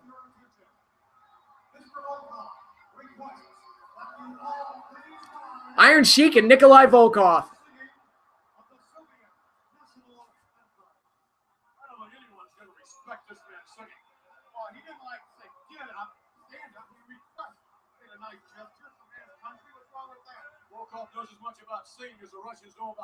Honestly, I think Volkov has a nice singing voice. It sounds nice.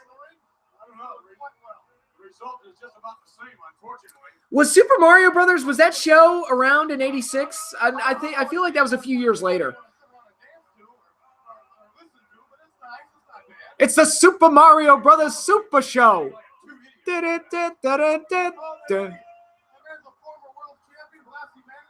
Here we go. Ja, number one. Iran, number one. USA, Patay. That's an interesting catchphrase, but...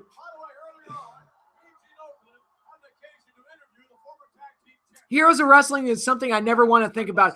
I've never seen the full show, but the things I have seen, oh my God, terrible.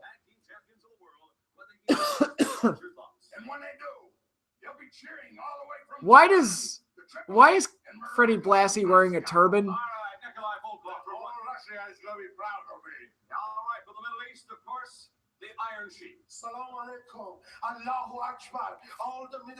And I didn't do it for God and Jesus and Mr. McMahon.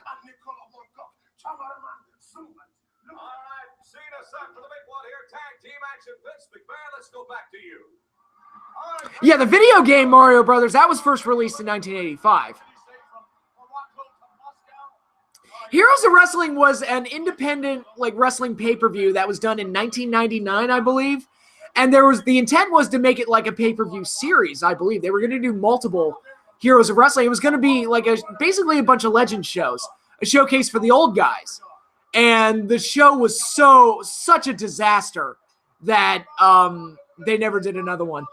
The main event in particular was, and that was Jake Roberts who made that one happen. But it was a disaster, to say the least.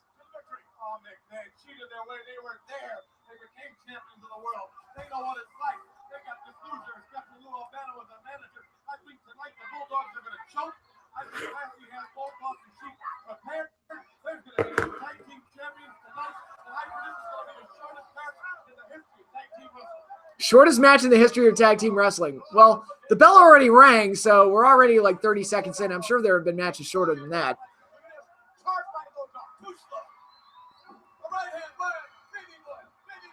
Why do they still make Mario games? They're good. I haven't played Mario Odyssey yet, but I want to because it looks awesome. I like Super Mario Galaxy. Roll up one. No. Okay, this is a 2 out of 3 falls match. And Volkov drapes Davey Boy across the top rope. Here comes the Iron Sheik. German suplex by the Sheik. Yeah, Taz once said that the Sheik was the human suplex machine before he was. Camel clutch. He tapped. Bulldog gave up immediately. That first fall went quick. That was a quick first fall.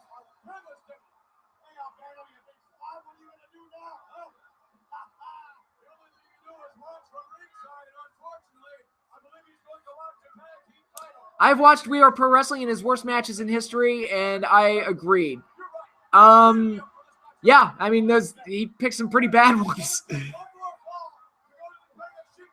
Okay, so the current champions just got their asses kicked in the first fall. Damn.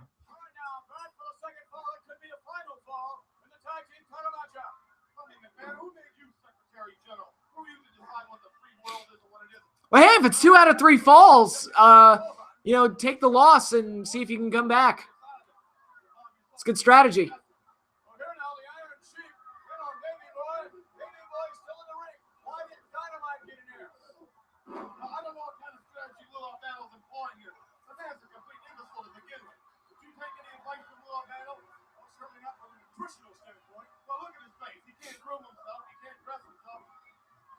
Clothesline by the Sheik. Davey Boy. Yeah, Vince made a great point. Why didn't Dynamite take over? Poor Davey's hurt. DIY versus Revival might be my favorite 2 out of 3 falls match. That was an excellent match. That was a terrific tag team match.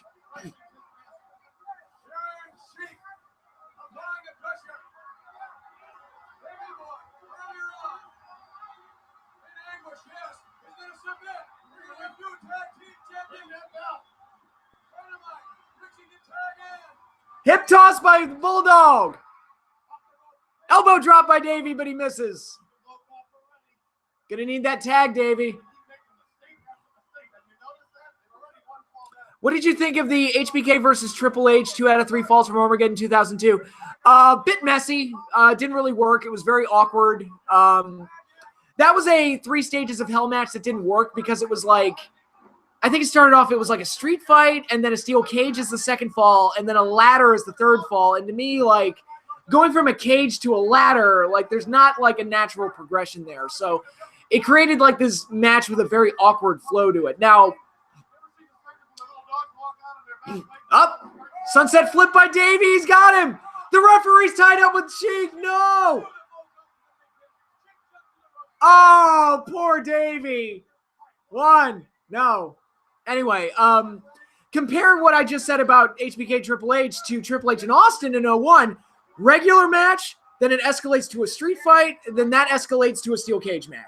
There's a natural progression upward from fall to fall. Killshot versus Dante Fox in Lucha Underground. Start off with the first blood match, then after there's blood, then you go into the street fight. And then after you do the street fight, what was it? Yeah, I think it was first blood, street fight, and then after you do the street fight, then you go into an ambulance match where they're so beaten up, it's time for somebody to, you know, get taken away and with medical evac. So there's got to be like a logical progression upward. If you're going to gimmick each fall, there's got to be a logical progression of the 3 falls. And the Triple H HBK one just didn't work.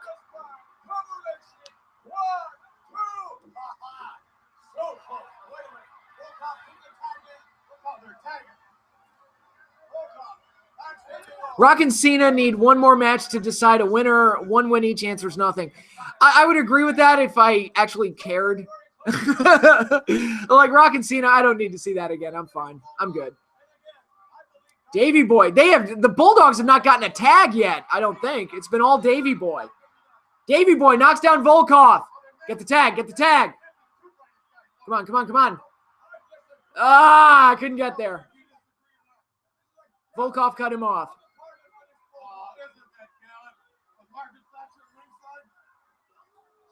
Sheik tagged in.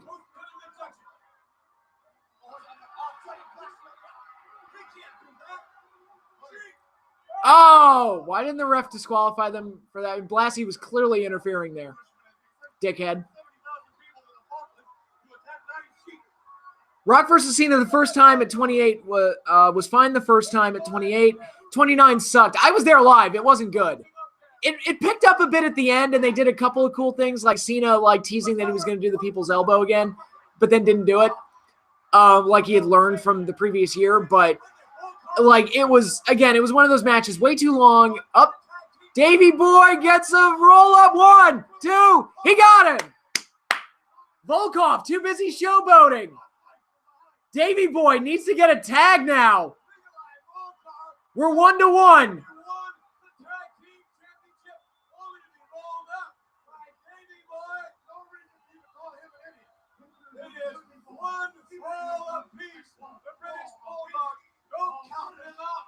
But yeah, Cena Rock at 29 was just overly long. Nobody cared. It should have been either Rock versus Punk for the title, or they should have saved that for Mania, or Cena, Rock, and Punk in a 3-way, or Cena, Punk for the title. Basically, I'm saying Punk should have gone to Mania as the champion, is basically what I'm saying. I think Punk had earned that.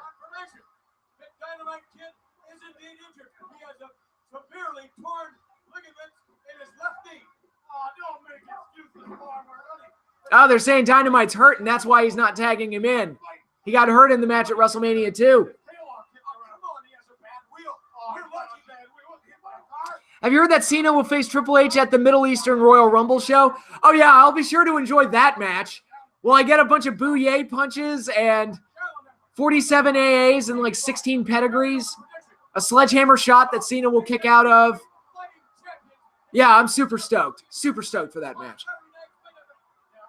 What went wrong, John Morrison? What went wrong is that they decided to not have him go over. Boston Crab by the Sheik. Davey Boy, get to the ropes, man. You can't tap out now.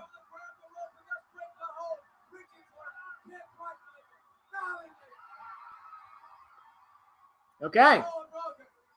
Davey Boy gets to the ropes. Volkov.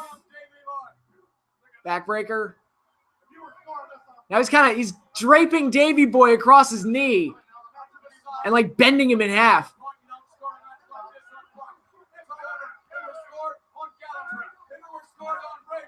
Now it's he tried to hold the tights and get a pin on Bulldog, but I keep calling Davey Boy Bulldog because I know him as like the singles British Bulldog, but I guess they're both Bulldogs. Come on, fight out of it, Davey. Come on. Tag to Iron Sheik. Slam by Davey. What's he doing? He's got the power slam. Volkov could have stopped that, but power slam. 1, 2. Kick out. Now Dynamite gets the tag. And down he goes. Yeah, he's limping. He's limping. Iron Sheik's got him.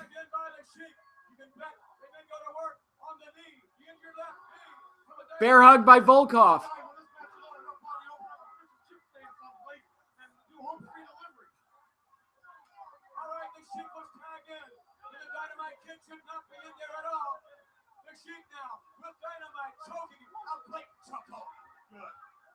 Gut wrench suplex by Sheik.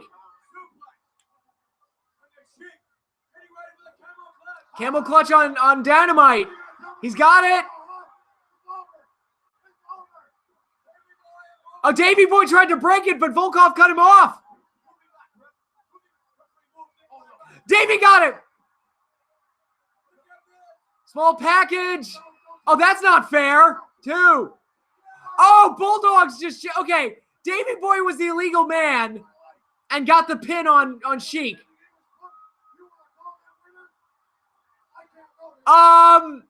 Yeah, referee, you fucked up there. Blassie's mad, and I don't blame him. The illegal man got the pin. And by the way, Davey Boy and Dynamite are wearing different colored tights. They have a legitimate beef.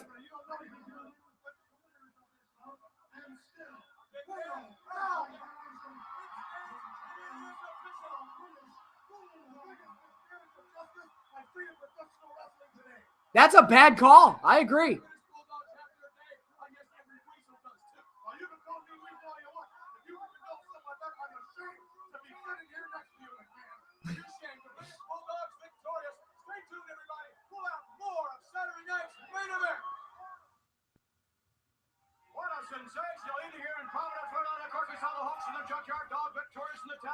Okay, that was a really fun and exciting show.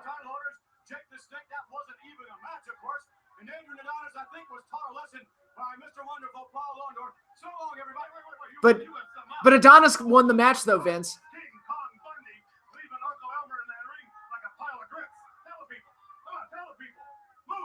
Tell the people how my guy won, Vince.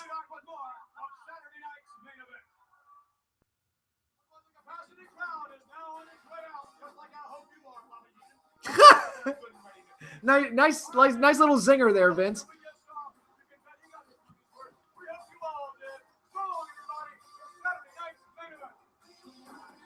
Okay, that concludes Saturday Night's Main Event 6. I really like that episode.